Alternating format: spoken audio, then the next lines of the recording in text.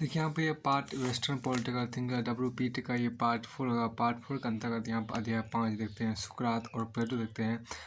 सुकरात and प्लेटो देखिए यहाँ पर पहला देखिए आपको सुकरात की चिंतन प्रणाली देखिए। सुकरात सिस्टम ऑफ थॉट देखिए। सुकरात सिस्टम ऑफ थॉट देखिए। प्राचीन यूनानी देखिए। प्राचीन यूनानी दार्शनिक सुकरात। प्राचीन यूनानी दार्शनिक सुकरात का नाम प्लेटो के गुरु और मार्गदर्शक देखिए प्राचीन यूनानी दार्शनिक सुकरात का नाम प्लेटो गुरु और मार्गदर्शक के रूप में विख्यात है। सुकरात को अपने नगर राज्य में एथेंस में सत्ता विरोधी विचारों का मृत्युदंड दिया गया, जिसने युवा प्लेटो के मन पर गहरा प्रभाव डाला। प्लेटो ने संवाद सरिम जो कृतियाँ लिखी उसकी शुरुआत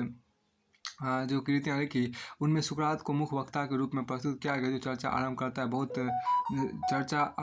करता है। बहुत पहले प्रश्न पूछता और सारी चर्चा का निष्कर्ष निकालता है। प्लेटो ने अपने विचार को भी सुकरात के मुंह से कहलाया और उसे अमल बना दिया है। यह बात महत्वपूर्ण है कि स्वयं सुकरात ने कोई ग्रंथ नहीं लिखा। उसके विचार मुख्यतः आपको जेनोफोन था प्लेटो के आरंभिक संवादों के माध्यम से प्राप्त होते हैं। जेनोफोन ने उसे एक परंपरागत विचार के रूप में प्रस्तुत किया। प्लेटो ने उसे बौद्धिक जगत में चुनौती के रूप में चित्रित किया। मुख्यतः प्लेटो के चित्रण को ही सुकरात के विचारों का प्रामाणिक प्रतिनिधि माना जाता है। अलग तर्क विद्या का सिद्धांत डॉक्ट्राइन ऑफ डायलैक्टिक्स देखिए यहाँ पर। देखिए यहाँ पर तर्क विद्या का डॉक्ट्राइन देखिए यहाँ पर डॉक्ट्राइन ऑफ डायलैक्टिक्स देखिए यहाँ पर। सुकरात का विश्वास देखिए यहाँ पर क्या सुकरात का विश्वास था कि प्राकृतिक ज्ञान प्राप्त करने के केवल वस्तुओं का निरीक्षण पर्याप्त नहीं है। ज्ञान प्राप्ति एक मानसिक क्रिया। अतः सत्य को पाने का सही तरीका वाद विवाद, डिबेट, वार्तालाप, कन्वर्सेशन या तर्क विद्या डायलैक्टिक्स का है। देखिए यहाँ पर डायलैक्टिक्स का है। तर्क का आरंभ किसी प्राकल्पना हाइपोथेसिस से किया जाता है, फिर उस पर प्रश्न उठाए जाते हैं और किसी व्यापक प्राकल्पना की दृष्टि से उसकी जांच की जाती है। कोई प्राकल्पना सही है या नहीं, यह निर्णय इस प्रश्न के साथ नहीं जोड़ा जाना। यह निर्णय इस प्रश्न के साथ नहीं जोड़ना चाहिए कि उसे स्वीकार कर लेने के परिणाम क्या होंगे। इस तरह सुकरात ने वैज्ञानिक सिद्धांत के निर्माण के कुछ नियम स्थापित किए। किसी प्राकल्पना के सैद्धांतिक परिणामों को निरीक्षित तथ्य के आधार पर सत्यापित करने की समस्या उसने नहीं उठाई। इस दिशा में आगे बढ़ने का आश्चर्य प्लेटो और अरस्तु का है। अब यहाँ देखिए क्या प्रयोजनमूलक व्याख्या देखिए। प्रयोजनमूलक व्याख्या जो आपके यहाँ पर कहा गया है उसको देखिए टेलीलॉजिकल एक्सप्लेनेशन देखिए।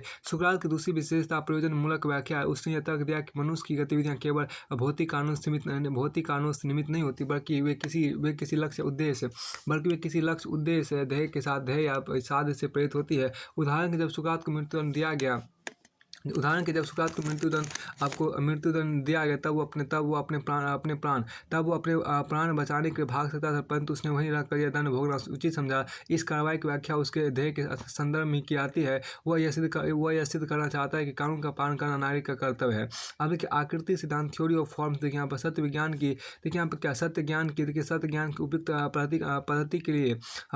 उपयुक्त पद्धति के लिए सुकरात ज्यामिति से बहुत प्रभावित था। ज्यामिति में आकृतियों की सहायता से नियमों का पता लगाते हैं, परंतु शुद्ध आकृति कभी नहीं खींची जाती है। उदाहरण के त्रिभुज बनाते समय हम जो रेखाएं खींचते हैं उनमें कुछ ना कुछ मोटाई चौड़ाई की जरूर आ जाती है, जबकि शुद्ध त्रिभुज में ऐसा कुछ नहीं होना चाहिए।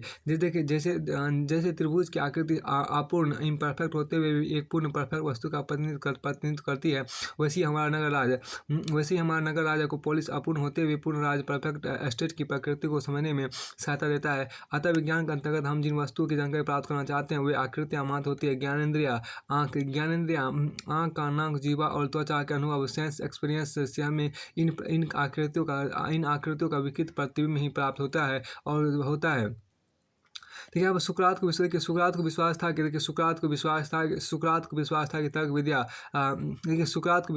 तर्क विद्या और प्रयोजनवादी पद्धति इस विकृत प्रतिबिंब के पीछे छिपे हुए सत्य का पता लगा सकते हैं। निष्कर्ष कंक्लूजन देखिए। सुकरात ने अपने चिंतन में ज्ञान नॉलेज को प्रमुखता दी है। उसने यहाँ तक माना कि सत्य गुड और असत्य एविल कर्मश ज्ञान और अज्ञान इग्नोरेंस के समवर्ती है। इसके देखिए इसमें यह मान्यता निहित है कि मनुष्य स्वभाव से सत्य का अन्वेषण करता है। मनुष्य स्वभाव से सत्य का अन्वेषण करता है और उसका ज्ञान प्राप्त होने पर उसे अपनाने से नहीं चूकते। सत्य का ज्ञान प्राप्त होने पर देखिए सत्य का ज्ञान प्राप्त होने पर कोई असत्य का मार्ग नहीं अपना सकता। अतः उत्तर में आदर्श राज्य की स्थापना के लिए सत्ता का सूत्र ज्ञानवान मनुष्य अर्थात दार्शनिकों के हाथों में सौंपना जरूरी है, परंतु ज्ञान की प्राप्ति अत्यंत दुर्लभ और कठिन है। सुकरात ने अपने ज्ञान पर कभी गर्व नहीं किया। एक दंतकथा के अनुसार एक बार डेल्फी के मंदिर से एक बार देखिए यहाँ पर क्या कि एक बार डेल्फी के मंदिर से आकाशवाणी हुई कि सुकरात तुम यूनान के सबसे ज्ञानवान मनुष्य वाइजेस्ट मैन ऑफ ग्रीस हो। इस पर सुकरात से झुका कहा कि इसका कारण यह है कि समस्त यूनानवादियों में इसका कारण यह है कि समस्त यूनानियों में अकेला मैं यह जानता हूँ कि मैं कुछ नहीं जानता। वो अपने आप को दूसरों से बुद्धिमान इसलिए मानता था कि उसे अपने अज्ञान की जानकारी जबकि दूसरों के यह जानकारी भी नहीं थी। फिर से देखिए इस पर सुकरात ने सिर झुकाकर कहा इसका कारण यह कि समस्त यूनानियों में अकेला मैं यह जानता हूँ कि मैं कुछ नहीं जानता। वो अपने आप को दूसरों से बुद्धिमान इसलिए मानता था कि उसे अपने अज्ञान की जानकारी थी। मतलब सुकरात अपने आप को बुद्धिमान इसलिए मानता था कि अपने अज्ञान की जानकारी थी जबकि दूसरों की जानकारी नहीं थी। सुकरात ने तथ्यों, फैक्ट्स और मूल्यों, वैल्यूज़ के अन्वेषण प्रति कोई अंतर नहीं किया। उसने तर्क दिया कि जैसे ज्यामिति में रेखाओं की लंबाई, आकृतियों का क्षेत्रफल इत्यादि पता लगा सकते हैं और इस बात को प्रमाणित कर सकते हैं, वैसे मनुष्य राज्य के उत्तम गुणों का पता लगा सकते हैं और इस बात को प्रमाणित कर सकते हैं। 20वीं शताब्दी पूर्वांध में मैक्स वेबर और अर्नाल्ड ब्रैकेट जैसे विचारकों ने तर्क दिया कि तथ्यों के आधार पर ना तो मूल्यों का पता लगा सकते और ना उन्हें प्रमाणित कर सकते, परंतु 20वीं शताब्दी के अंतिम दशकों से तथ्यों और मूल्यों के परस्पर संबंध को फिर से मान्यता दी जाने लगी। मैक्स वेबर का जीवन का आपको 1864 से लेकर 1920 ईस्वी तक रहा और अर्नाल्ड ब्रैकेट का जीवन का 1884 से लेकर 1977 ईस्वी तक रहा। देखिए फिर सुकरात ने ज्ञान के महत्व को स्थापित करने के दार्शनिकों को शासन का सूत्र सौंपने का समर्थन किया। वह पूर्ण सत्तावादी एब्सोल्यूट दृष्टिकोण है जो लोकतंत्र विरोधी है। यह बात ध्यान देने की है कि एथेंस के लोकतंत्रवादियों ने सुकरात की बौद्धिक गतिविधियों से घबराकर ही उसे मृत्यु सुनाया था। आगे पूर्ण सत्तावाद जिसको हम एब्सोल्यूटिज्म बोलते हैं, ऐसी शासन व्यवस्था जिसके अंतर्गत शासक वर्ग असीम सत्ता अनलिमिटेड अथॉरिटी का प्रयोग करता है। वह सारे निर्णय अपने विवेक डिस्क्रिशन से करता है। वह किसी की राय, ओपिनियन या सलाह एडवाइस लेने को बाद नहीं होता, उसी को बोलते हैं अपूर्ण सत्तावाद। अब हम देखिए दूसरा आपको प्लेटो सामान्य परिचय देखें। प्लेटो का जनरल इंट्रोडक्शन टू प्लेटो देखें। यहाँ पर प्लेटो का जीवन का आपको 427 लेकर 327 ईस्वी पूर्व तक रहा। प्लेटो का जीवन का 427 लेकर 327 ईस्वी पूर्व तक रहा। ठीक है, सुकरात का जो जीवन काल है वह 469 ईस्वी से लेकर 399 ईस्वी पूर्व तक। सुकरात का जीवन का 469 से लेकर 399 ईस्वी पूर्व तक रहा और प्लेटो का जीवन का आपको 427 से लेकर 327 ईस्वी पूर्व तक रहा। फिर आपको आगे यहाँ पर देखिए कहा गया देखिए यहाँ पर क्या प्लेटो अफलातुन प्राचीन यूनान का अत्यंत प्रतिभाशाली दार्शनिक था। ये देखिए पश्चिमी परंपरा में उसे सबसे पहला व्यवस्थित राजनीतिक सिद्धांत का माना था। उसने राजनीतिक ऐसी समस्या में विचार किया जो आज के युग में बहुत महत्वपूर्ण समझ आती है। उसने इसका ऐसा विश्लेषण प्रस्तुत किया जो आज भी चर्चा परिचर्चा और वाद विवाद का विषय बना हुआ है और समग्र युगांत तक बना रहेगा। प्लेटो का जन्म आपको एथेंस के एक कुलीन परिवार में हुआ था। अतः राजनीतिक महत्वाकांक्षा उसे उत्तराधिकार में मिली थी। मूलतः उसका नाम को एरिस्टोक्लीस था। वह एक सुंदर और हष्टपुष्ट युवक के रूप में बड़ा हुआ और उसके चौड़े कंधों को देखकर उसे प्लेटो या अफलातून कहा जाने लगा था। उसने दो बार खेलों में इनाम जीते और एक बार वीर सैनिक के रूप में भी ख्याति अर्जित की। इतना सब होते हुए सुकरात के अद्भुत तर्क विद्या ने उसके मन को आकर्षित किया और एक कुशल दार्शनिक बना दिया। 399 ईस्वी पूर्व जब सुकरात को प्राणदंड दिया गया तब तक वह सुकरात की छत्रछाया में रहा। सुकरात की मृत्यु के बाद उसने कई वर्षों तक यूनान, मिस्र और इटली की यात्रा करके वहाँ की शासन प्रणालियों का अध्ययन किया। वह फारस भी गया, कुछ विद्वानों को सब भारत भी आया जहाँ उसने वेदांत की शिक्षा ली। देखिए यह केवल संयोग की बात नहीं हो सकती कि न्याय जस्टिस के संबंध में प्लेटो विचार धर्म के संबंध में प्राचीन भारतीय चिंतन से बहुत मिलते जुलते हैं। अपनी विदेश यात्रा से लौटकर प्लेटो ने दर्शन शास्त्र को विस्तृत अध्ययन और निरूपण के उद्देश्य अपनी प्रसिद्ध अकादमी स्थापित की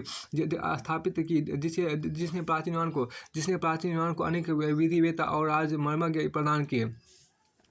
प्लेटो का क्या कि प्लेटो का देखिए, प्लेटो का विख्यात शिष्य अरस्तु इसी अकादमी के देन थे। प्लेटो का विख्यात शिष्य जो अरस्तु था वो इसी अकादमी के देन था। अब अरस्तु का जीवन का आपको 380 से लेकर 322 ईस्वी पूर्व तक रहा। प्लेटो ने अपने देखिए, प्लेटो ने अपने न्याय के सिद्धांत को साकार रूप देने के लिए आदर्श राज की संकल्पना प्रस्तुत की। इसका विवरण उसके प्रसिद्ध ग्रंथ रिपब्लिक राज व्यवस्था के अंतर्गत दिया गया है। इसमें उसने यह विश्वास व्यक्त किया कि समाज को उद्धार तभी हो सकता है जब प्रशासन की बात और दार्शनिक के हाथों में दे दी जाए, या फिर शासक स्वयं दर्शन शास्त्र की शिक्षा प्राप्त करके दार्शनिक बन जाए। 387 देखिए, 387 ईस्वी पूर्व, 387 ईस्वी पूर्व में फिर 387 ईस्वी पूर्व में आपको 387 में ईस्वी पूर्व में प्लेटो को सिसिली की राजधानी सिराक्यूज के शासक डायोनिसियस का यह निमंत्रण मिला कि वह उसके राज को अपनी कल्पना के अनुरूप आदर्श राज में परिणत कर दे। प्लेटो ने निमंत्रण स्वीकार कर लिया, परंतु उसका प्रयोग सफल नहीं हुआ। जब डायोनिसियस जैसे पूर्व शासकों को पता चला कि या तो दार्शनिक बनने के लिए अत्यंत कठोर, या तो दार्शनिक बनने के लिए अत्यंत कठोर अनुशासन का पालन करना पड़ेगा, या फिर उसे राजगद्दी छोड़नी होगी, या उसे राजगद्दी छोड़ देनी पड़ेगी, तब वह बहुत क्रूर हुआ। इस पर दोनों में कठोर संघर्ष ऐसा कहा था। डायोनिसियस ने प्लेटो को गुलाम बनाकर बेच दिया, जहाँ से उसके एक मित्र ने उसे खरीद कर आज़ाद कर दिया। इन्हीं अनुभवों के आधार पर उसने अपनी प्रवर्तित कृतियाँ स्टेट्समैन आपको राजमर्म और लॉज विधि व्यवस्था प्रस्तुत की, जिनमें आदर्श के यथार्थ के साथ जोड़ने का प्रयत्न किया गया। यहाँ उसने मनुष्य के वास्तविक स्वभाव और उसकी कमजोरी को स्वीकार करते हुए मत व्यक्त किया कि यथार्थ के आधार पर ऐसे आदर्श राज को साकार करना संभव नहीं है जिस पर दार्शनिक का शासन स्थापित हो। अतः उसने यहाँ ऐसे आदर्शवत राज सब आइडियल स्टेट की स्थापना पर रखा जिस पर कानून लॉज का शासन होता है। यह राज देखिए, यह आदर्श राज आइडियल स्टेट की तुलना में अपूर्ण होते हुए इसलिए गाय थे। अपूर्ण होते हुए इसलिए ग्राह्य थे क्योंकि वह व्यवहारिक योजना पर आधारित है। संक्षेप आदर्श राज के अंतर्गत ज्ञान का वर्चस्व स्थापित करने की जो भूमिका दार्शनिक शासकों को सौंपी गई थी, आदर्शवत राज के अंतर्गत वह भूमिका कानूनों को निभानी थी। अब देखिए, सुकरात का इन्फ्लुएंस ऑफ सुकरात जो आपको कहा गया उसको देखिए, आदर्श राज की संकल्पना इन्फ्लुएंस ऑफ सुकरात जो है उसको आप यहाँ देख सकते हैं। देखिए, सुकरात का प्रभाव देखिए यहाँ पर क्या कि सुकरात देखिए यहाँ पर प्लेटो अपनी युवावस्था में प्लेटो अपनी युवावस्था के आरंभिक दिनों में ही सुकरात के संपर्क में आ गया था। तो सुकरात का जीवन का आपको 469 से 399 ईस्वी पूर्व तक रहा। उसके चिंतन में सुकरात की तर्क विद्या की गहरी छाप देखने को मिलती है। देखने को आपको यहाँ पे उसके चिंतन पर सुकरात की तर्क विद्या की गहरी छाप देखने को मिलती है। उसने रिपब्लिक राज व्यवस्था की रचना संवाद शैली में की। इन संवादों का प्रमुख पात्र स्वयं सुकरात है, जो तरह तरह के प्रश्न उठाता है, अपने शिष्यों को उन पर भिन्न दृष्टिकोण प्रस्तुत करने का अवसर देता है, और अंत में उन सब दृष्टिकोण खंडन करके अपना समाधान प्रस्तुत करता है। सुकरात एक भ्रमणशील विचारक था, जो जगह जगह घूमता हुआ अपने चारों ओर युवकों और विद्वानों की भीड़ इकट्ठी कर लेता था। वह एकांत में ले जाकर उनसे बातचीत करता था, और इस बातचीत के दौरान जो विषय उभर कर सामने आते थे उनकी परिभाषा देने का आग्रह करता था। प्लेटो शुरू से सुकरात की मंडली का एक सदस्य था, जो गुरु की बातों में विशेषता एथेंस के लोकतंत्र की आलोचना विशेष रस लेता था। तर्क विद्या में अत्यंत निपुण होते हुए तो सुकरात ने अपनी विद्या पर कभी गर्व नहीं किया। तत्कालीन यूनान का सबसे ज्ञानवान मनुष्य होते हुए वह यही कहता था। तत्कालीन यूनान का सबसे ज्ञानवान मनुष्य होते हुए भी वह यही कहता था कि मैं एक ही वह जानता हूँ कि वह यह कि मैं कुछ नहीं जानता। जहाँ सुकरात के पूर्ववर्ती दार्शनिकों ने बाह्य जगत अर्थात भौतिक तत्वों के अन्वेषण की परंपरा डाली, सुकरात ने आपको आंतरिक जगत अर्थात मनुष्य के अंतःकरण या अंतरात्मा के बारे में ज्ञान प्राप्त करने की प्रेरणा दी। उसका कहना था कि आत्मज्ञान प्राप्त करो, नो योर सेल्फ या नो दीज सेल्फ। सुकरात के तर्क विद्या के ही आधार था। अपने इर्द गिर्द इकट्ठे होने वाले जिज्ञासु बातचीत करते समय वह हर बात पर प्रश्न लगा देता था। इस तरह के प्रश्नों के विचार करके वह सभी वस्तुओं और विचारों के आंतरिक स्वरूप का पता लगाने की कोशिश करता था। सुकरात ने समस्या पर विचार किया कि एथेंस का क्षेत्र दुर्बल क्यों हुआ और उसे स्पार्टा वासियों के अत्याचार क्यों सहने पड़े। वह इस निष्कर्ष पर पहुंचा कि इसका कारण एथेंस में लोकतंत्र डेमोक्रेसी का चलन था, जिसमें मुख्यतः मनोवेग और इमोशन से काम लिया जाता था। काम लिया जाता था। तर्क बुद्धि रीजन से नहीं। औचित्यहीन लोग आपको चरित्रहीन लोग चुनाव जीत कर ऊँचे-ऊँचे पद प्राप्त करते थे। एथेंस को एक नई नैतिकता अर्थात प्राकृतिक नैतिकता नेचुरल मोरालिटी की जरूरत थी। इस नैतिकता के विकास के उद्देश्य से सुकरात ने वहाँ परिचित बहुदेववाद की आलोचना की और देवी देवता की तुष्टि के लिए बलिदान की रीति का विरोध किया। उस नैतिकता को धर्म से पृथक करने का सुझाव दिया। उसने परंपरागत विश्वासों को चुनौती देकर संशयवाद एस्केपिटिज्म को बढ़ावा दिया। तो उसने सत्य का पता लगाने और उसे लागू करने का दायित्व दार्शनिकों के हाथों में सौंप देने की सलाह दी। देखिए यहाँ पर संशयवाद क्या होता है उसको समझिए। संशयवाद देखिए एक दार्शनिक विचार जिसके अनुसार सत्य ट्रूथ या शुभ गुड के बारे में विश्वस्त ज्ञान प्राप्त करने का कोई साधन हमारे पास नहीं है। भिन्न भिन्न तर्क प्रणाली के आधार पर इनके बारे में भिन्न भिन्न निष्कर्ष निकाले जा सकते हैं, परंतु उनमें से कौन सा निष्कर्ष अंतिम रूप से मान है, अल्टीमेटली वैलिड होना चाहिए, यह पता लगाना साधारण मनुष्य का काम नहीं है। अब आगे हम देखिए फिर जिन दिनों सुकरात इन विचारों का प्रचार करा तो उन दिनों एथेंस में लोकतंत्र और अभिजात तंत्र दलों में प्रतिद्वंदिता चली आ रही थी। इस प्रतिद्वंदिता में लोकतंत्र दल की विजय हुई और उसने सुकरात को क्रांतिकारी अभिजात तंत्र दल का बौद्धिक नेता मानते हुए प्राणदंड देने का निर्णय किया। सुकरात के कई मित्रों ने उसे कारावास से भाग जाने की सलाह दी और इसमें उसकी सहायता भी करनी चाहिए, परंतु उसने भागने से इनकार कर दिया। अपने सिद्धांतों के मर मिटने के उत्साह के साथ उसने मृत्यु का वर्णन कर लिया। जब सुकरात को विश्व का प्याला दिया गया तो इस घटना युवा प्लेटो के मन में बहुत गहरा प्रभाव डाला। यह घटना उसके जीवन का एक निर्णायक मोड़ सिद्ध हुआ। प्लेटो ने अपने गुरु के प्रति श्रद्धांजलि इन शब्दों में व्यक्त की, मैं ईश्वर के प्रति कृतज्ञ हूँ कि मैं यूनानी के रूप में पैदा हुआ, बर्बर के रूप में नहीं। मैं स्वतंत्र जन के रूप में पैदा हुआ, दास के रूप में नहीं।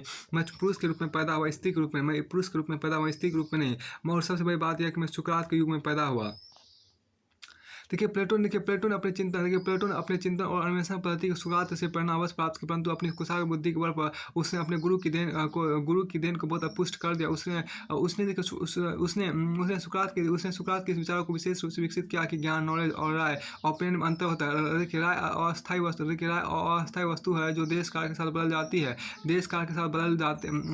जाती है, परंतु ज्ञान अस्थायी और निर्विकार है। इसी तरह को सद्गुण वर्च्यू के भी दो रूप है। रैप आधारित सद्गुण परंपरागत नैतिकता ट्रेडिशनल मोरालिटी के रूप में व्यक्त होता है जो देश काल के साथ बदल जाती है, परंतु ज्ञान आधारित सद्गुण शाश्वत और चिरंतन इटर्नल है।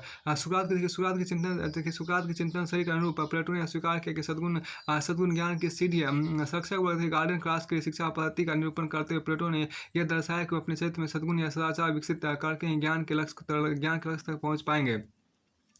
देखिए यहाँ पर सुकरात ने स्वयं कोई ग्रंथ नहीं लिखा। उसने अपने मौखिक विवेचन के माध्यम से जिस द्वंद्वात्मक पद्धति डायलेक्टिकल मेथड को विकसित किया, प्लेटो ने अपने लेखन में उसका विस्तृत प्रयोग किया। प्लेटो के अधिकांश कृतियाँ संवादात्मक शैली में प्रस्तुत की गई है, जिनमें सुकरात को प्रमुख वक्ता की भूमिका सौंपी गई। इन संवादों में भाग लेने वाले अन्य पात्र उसके समकालीन या पूर्ववर्ती विचारक है। इनके माध्यम से प्लेटो ने उन सभी दार्शनिक विचारों और सिद्धांतों का निरूपण किया जिनका वो परीक्षण करना चाहते थे। इनकी असंगतियों अंतर्विरोधों और अपूर्णताओं को उभार कर प्लेटो ने सुकरात के माध्यम से सामाजिक जीवन की समस्याओं का समाधान प्रस्तुत करने का प्रयत्न किया, जो राजनीतिक चिंतन की अमूल्य निधि है। सुकरात की तर्क विद्या का अनुसरण करते हुए प्लेटो ने यह दर्शाने का प्रयत्न किया कि परस्पर विरोधी विचार एक साथ प्रस्तुत करने पर वे एक दूसरे के असत अंश को नष्ट कर देते हैं और इस तरह युक्ति संगत सत्य ही शेष रह जाता है। देखिए यही द्वंद्वात्मक पद्धति का सार जिसे आगे चलकर जर्मन दार्शनिक G.W.F. हेगेल ने विकसित किया। देखिए G.W.F. हेगेल का जीवन का 1770 से 1831 ईस्वी तक रहा। प्लेटो को सुकरात की दूसरी महत्वपूर्ण देन थी दृष्टांत एनालॉजीज का प्रयोग। सुकरात के पद चिन्हों पर चलते हुए प्लेटो नैतिकता राजनीति और आदर्श जीवन की समस्याओं को सुलझाने के लिए कहीं कला के क्षेत्र से दृष्टांतों का चयन किया, कहीं प्रकृति के क्षेत्र से राज्य की प्रशासन समस्या को लेकर प्लेटो ने चिकित्सक और शिल्पी के दृष्टांतों का सहारा लिया। उसने तर्क दिया कि जब हम श्वास के विकारों को दूर करने के लिए कुशल चिकित्सक के शरण जाते हैं और जूता बनवाने के जैसे साधारण काम के लिए जूता बनाने जैसे साधारण काम के लिए किसी अनुभवी कारीगर को ढूंढते हैं। तब राज के मामलों में साधारण व्यक्तियों के हाथों में सपना कहाँ की बुद्धिमानी है, कहाँ की बुद्धिमत्ता है। इसके अति प्लेटो ने प्राकृतिक जगत विशेषता जीव जगत से भी दृष्टांत लिए हैं, जैसे कि अपने शिक्षक वर्ग की तुलना प्रहरी कुत्तों से की है, जो कुछ भी हो दृष्टांतों प्रयोग से कई बार असंगतियां पैदा हो जाती है, पर प्लेटो भी इसका अपवाद नहीं है। उदाहरण की एक और वो राज मर्मज्ञ की तुलना कलाकार से करता है, जो अपनी सृजनात्मक प्रतिभा का प्रयोग करते हुए प्रयोग करते समय किन्हीं नियमों से बंधा नहीं रहता। देखिए दूसरी ओर देखिए यहाँ पर क्या दूसरी ओर वह उसकी तुलना चिकित्सक से करता है, जो पूरी तरह नियमों से बंधा रहता है। कोई इन दोनों की भूमिका एक साथ कैसे निभा सकता है। अंतर सुकरात की तरह प्लेटो भी हमेशा आदर्श राज की तलाश में रहता है। यथार्थ राज के स्वरूप और उसके भिन्न रूपों में उसे उतनी दिलचस्पी नहीं है जितनी आदर्श राज के निर्माण में। यही कारण कि प्लेटो का पाश्चात्य जगत का प्रथम स्वप्नदर्शी यूटोपियन कहा जाता है। इस तरह हम देखते हैं कि विचार तत्व और विश्लेषण पद्धति के क्षेत्र में प्लेटो के मानस पटल पर सुकरात की जो छवि अंकित थी वह कभी धूमिल नहीं हुआ। हालांकि उसने अपनी बेजोड़ प्रतिभा से सुकरात की देन को गौरव ग्रंथ का रूप देकर अमर कर दिया। अब देखिए प्लेटो का न्याय सिद्धांत प्लेटो थ्योरी ऑफ जस्टिस देखिए यहाँ पर न्याय की मतलब देखिए यहाँ पर क्या एलिमेंट्स ऑफ जस्टिस देखिए न्याय के मूल तत्व देखिए यहाँ पर एलिमेंट्स ऑफ जस्टिस देखिए प्लेटो की अमर कृति रिपब्लिक राज व्यवस्था का वैकल्पिक शीर्षक न्याय मीमांसा कंसर्निंग जस्टिस है। अतः इसका मुख्य विषय न्याय सिद्धांत है, परंतु प्लेटो ने न्याय की समस्या का इतना विस्तृत विवेचन किया है कि प्रस्तुत कृति में ज्ञान की अनेक शाखाओं का समावेश हो गया। देखिए Will Durant the story of philosophy दर्शन का 1954 के अनुसार रिपब्लिक राज व्यवस्था अपने आप में पूर्ण प्रबंध है, जिसे प्लेटो एक ग्रंथ का रूप दे दिया। इसमें हमें उसकी तत्व मीमांसा, उसकी ईश्वर मीमांसा, उसके नीति शास्त्र, उसके मनोविज्ञान, उसके शिक्षा शास्त्र, उसके राजनीति शास्त्र, उसके कला सिद्धांत के साथ दर्शन के एक साथ दर्शन होते हैं। वास्तव में प्लेटो ने इन सब विषयों पर पृथक या स्वतंत्र रूप से विचार नहीं किया, बल्कि वे एक ही धारा में उठने वाली लहरों की तरह हमारे सामने आते हैं। प्लेटो का मुद्दा आपको आदर्श राज व्यवस्था की संकल्पना प्रस्तुत करना है, परंतु इसके लिए राज के स्वरूप को समझना जरूरी है, जो कि राजनीति शास्त्र पॉलिटिक्स का विषय है। आदर्श राज वह होगा जो न्याय पर आधारित होगा। न्याय को नैतिकता से अलग नहीं किया जा सकता, अतः नीति शास्त्र एथिक्स का विवेचन जरूरी हो गया है। न्याय की स्थापना के लिए समाज के विभिन्न वर्गों की उपयुक्त स्थिति निर्धारित करनी होगी। अतः समाज शास्त्र सोशियोलॉजी के क्षेत्र में पदार्पण करना आवश्यक हो जाता है। समाज व्यवस्था के विश्लेषण के मनुष्य की प्रकृति को समझना जरूरी है, क्योंकि समाज या राज व्यक्ति का विहित रूप इंडिविजुअल रीट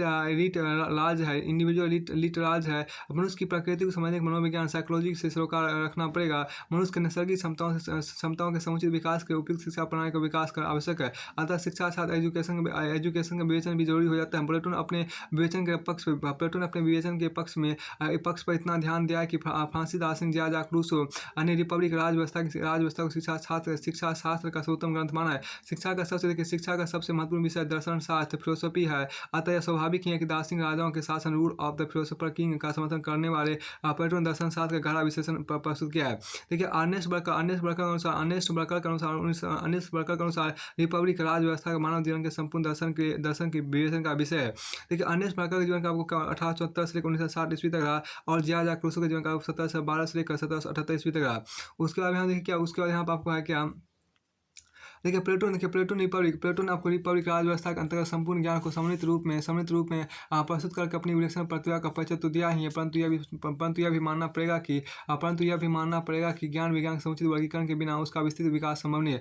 ऐसा वर्गीकरण प्रस्तुत करने का श्रेय प्लेटो के प्रसिद्ध शिष्य अरस्तु को है। देखिए यहाँ पर अरस्तु के जीवन का 384 ईस्वी पूर्व से 322 ईस्वी पूर्व तक आपको यह बात महत्वपूर्ण है कि अरस्तु में प्राकृतिक विज्ञान, नेचुरल साइंसेस, तत्व मीमांसा, मेटाफिजिक्स, नीति शास्त्र, देखिए नीति शास्त्र, राजनीति शास्त्र, सौंदर्य शास्त्र, ऐसे देखिए एस्थेटिक्स आदि इत्यादि विषयों पर पृथक पृथक ग्रंथ लिखकर ज्ञान विज्ञान के समुचित वर्गीकरण की नींव रखी। इस वर्गीकरण देखिए आप, इस वर्गीकरण से भी आपको नीति शास्त्र और राजनीति शास्त्र के निकट संबंध का संकेत मिलता है। क्योंकि अरस्तु के राजनीति शास्त्र, क्योंकि अरस्तु के राजनीतिक सिद्धांत उसके नीति सिद्धांतों पर आधारित है। कुछ भी हो, प्लेटो जितना आलसवादी है, अरस्तु उतना यथार्थवादी है। कुछ भी हो, प्लेटो जितना आलसवादी है, अरस्तु उतना यथार्थवादी है। अरस्तु ने यहाँ पर अरस्तु ने प्लेटो पे आरोप लगाया है कि उसने मानव की प्रकृति के स्वाभाविक कमजोरी को ध्यान नहीं दिया है और आदर्श राज के नाम पर उसने केवल कल्पना और यूटोपिया की रचना की है। यदि मनुष्य देखिए यहाँ पे, यदि मनुष्य सचमुच उतना उदार होता जितना कि प्लेटो मांगा जाता है, तो सामाजिक संगठन में बुराइयां ही नहीं आती जिनसे वो इतना क्षुब्ध है और जिन्हें दूर करने की वो आदर्श राज का निर्माण करना चाहता है। देखिए कल्पना लोक या यूटोपिया देखिए क्या किसे कहते हैं। ऐसी काल्पनिक व्यवस्था जिसमें सब कुछ सर्वगुण परफेक्ट होता है और सुख और हैप्पीनेस का समाज रहता है। यह व्यवस्था कल्पना के स्तर पर अत्यंत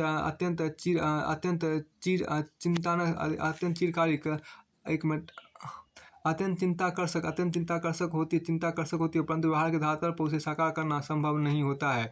अब इनके प्लेटो का राजनीतिक चिंतन, देखिए प्लेटो का राजनीतिक चिंतन प्रणाली यूनानी दार्शनिक की मान्यता से शुरू होता है। देखिए प्लेटो की राजनीतिक चिंतन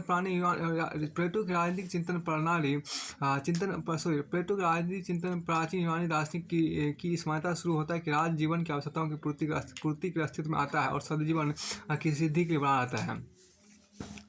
देखिए the state comes into existence for the sake of the life and continues for the sake of good life. फिर आपको आगे हम देखिए इसमें कि प्लेटो ने तर्क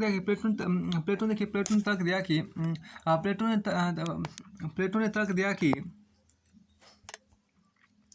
कि रात को उदय मानव मात्र की आवश्यकताओं से होता है। प्रत्येक मनुष्य को अपनी आवश्यकताओं की पूर्ति के लिए दूसरों का सहारा लेना पड़ता है।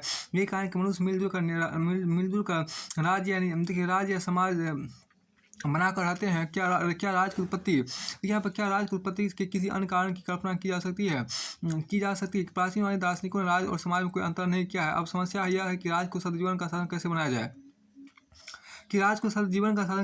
यहीं से न्याय की तलाश शुरू हो जाती है। यह चर्चा एक संपन्न और क्वीन व्यक्ति सेफालस के घर पर शुरू होती है, जिसमें सुकरात के अलावा प्लेटो का भाई आपको ग्लाकोन, एडिमेंटस और थ्रेसिमेकस भी भाग लेते हैं। सुकरात प्रमुख वक्ता है जो प्लेटो का अपने विचारों का प्रतिनिधि है। सुकरात प्रश्न करता है कि आपके विचार से आपको धन संपत्ति से मुख्य लाभ क्या मिला।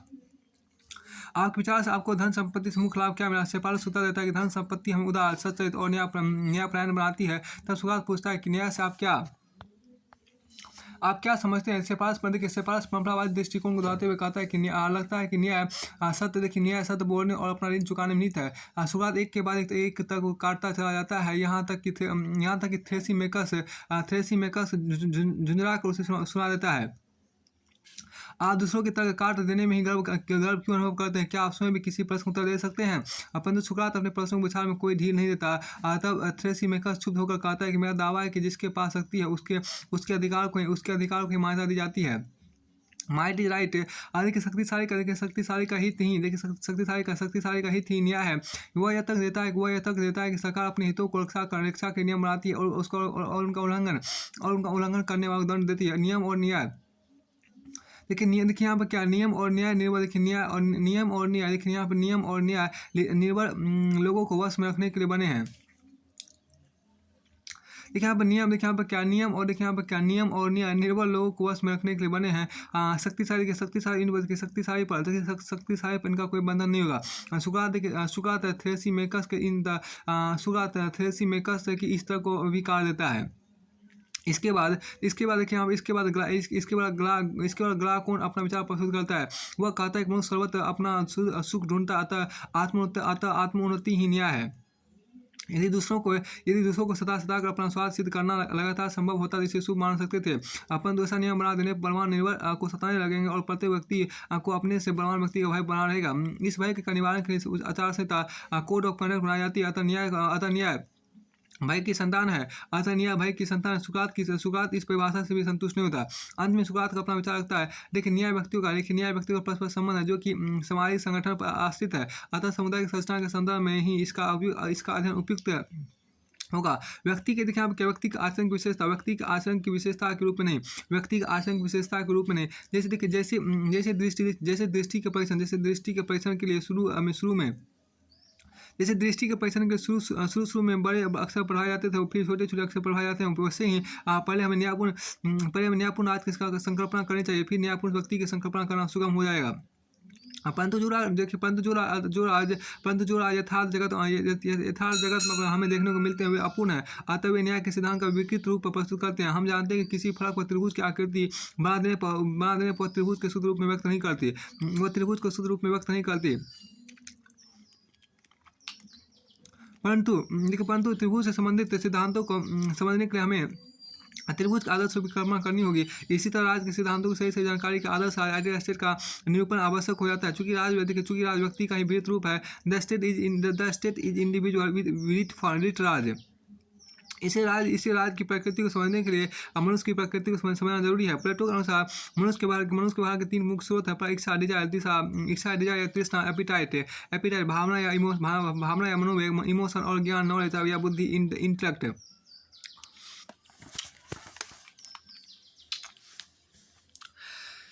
देखिए यहाँ पर क्या कि इच्छा का देखिए यहाँ पर क्या इच्छा का स्थान मनुष्य की, यहाँ देखिए इच्छा का स्थान मनुष्य की, इच्छा का स्थान मनुष्य की। देखिए यहाँ पर इच्छा का स्थान मनुष्य की कमर में, इच्छा का स्थान देखिए यहाँ पर क्या इच्छा का स्थान मनुष्य की कमर में है, भावना का स्थान हृदय में है। इच्छा का स्थान मनुष्य की कमर में, भावना का स्थान हृदय में है, और ज्ञान का स्थान मस्तिष्क में है। वैसे यहाँ क्या वैसे ये सभी देखिए वैसे ये सभी गुण यहाँ पे क्या वैसे ये सभी गुण देखिए यहाँ पर क्या वैसे यहाँ पे क्या वैसे ये सभी गुण यहाँ पे वैसे ये सभी गुण सभी मनुष्यों में पाए जाते हैं। परंतु किसी में भी किसी गुण की प्रधानता रहती है, किसी में किसी और की।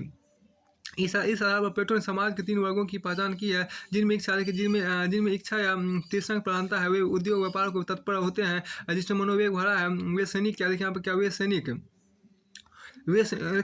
सैनिक क्या योद्धा का व्यवसाय अपनाते हैं जो ज्ञान से संपन्न है। वे दार्शनिक के रूप में ख्याति अर्जित करते हैं। यदि हम मनुष्य की प्रकृति के उपयुक्त सद्गुण निश्चित कर ले तो राज के लिए उपयुक्त सद्गुण निर्धारित करना सुगम हो जाएगा। प्लेटो ने 4 मूल सद्गुणों कार्डिनल वर्चूज का विवरण दिया है। इस इच्छा तृष्णा के उपयुक्त सद्गुण संयम, टेम्परेट देखिए टेम्परेंस है। अतः उद्योग व्यापार में सघन वर्ग को सजीवन की प्राप्ति के लिए हमें सजीवन की प्राप्ति के लिए अपने अंदर स्वयं विकसित करना चाहिए। भावना या मनोवेग के उपयुक्त सद्गुण साहस करेज। अतः सैनिक वर्ग को सजीवन बिताने का अपने अंदर साहस विकसित करना चाहिए। ज्ञान के उपयुक्त सद्गुण विवेक, विजडम है। दार्शनिक बुद्धिजीवी वर्ग की इस गुण का विकास करना चाहिए। चौथा है अंतिम सद्गुण न्याय, जस्टिस है, जो कि सर्वोच्च सद्गुण है। यह समस्त सद्गुणों के उपयुक्त संयोग का संकेत देता है। अर्थात व्यक्ति के संदर्भ में न्याय अर्थात व्यक्ति के संदर्भ में न्याय से तात्पर्य यह है कि तृष्णा को साहस का संबल मिल जाए और विवेक से मार्गदर्शन प्राप्त हो। ठीक है, प्लेटो के अनुसार सामाजिक वर्गों के प्रधान लक्षण और उपयुक्त सद्गुण यहाँ पर Plato on dominant traits and befitting virtue of social class. देखिए यहाँ पर पहले सामाजिक वर्ग सोशल क्लास जिसको बोलते हैं, और प्रधान लक्षण जिसको डोमिनेंट ट्रेड बोलते हैं, और उपयुक्त सद्गुण बिफिटिंग वर्च्यू जिसको बोलते हैं। देखिए दार्शनिक फिलोसफर ध्यान देखिए प्रधान लक्षण आपको ज्ञान नॉलेज है, उपयुक्त सद्गुण क्या विवेक विजडम है। और सैनिक सोल्जर के क्या प्रधान लक्षण है तो उसमें आपको मनोवेग इमोशन है, और उपयुक्त सद्गुण क्या है उसमें आपको करेज साहस है। और व्यापारी का ट्रेडर्स का प्रधान लक्षण क्या है तृष्णा एपिटाइट है, और आपको उपयुक्त सद्गुण क्या होगा संयम टेम्परेट है। अब की समाज व्यवस्था के उपयुक्त सद्गुण virtue befitting the social organisation के क्या होगा न्याय जस्टिस होगा।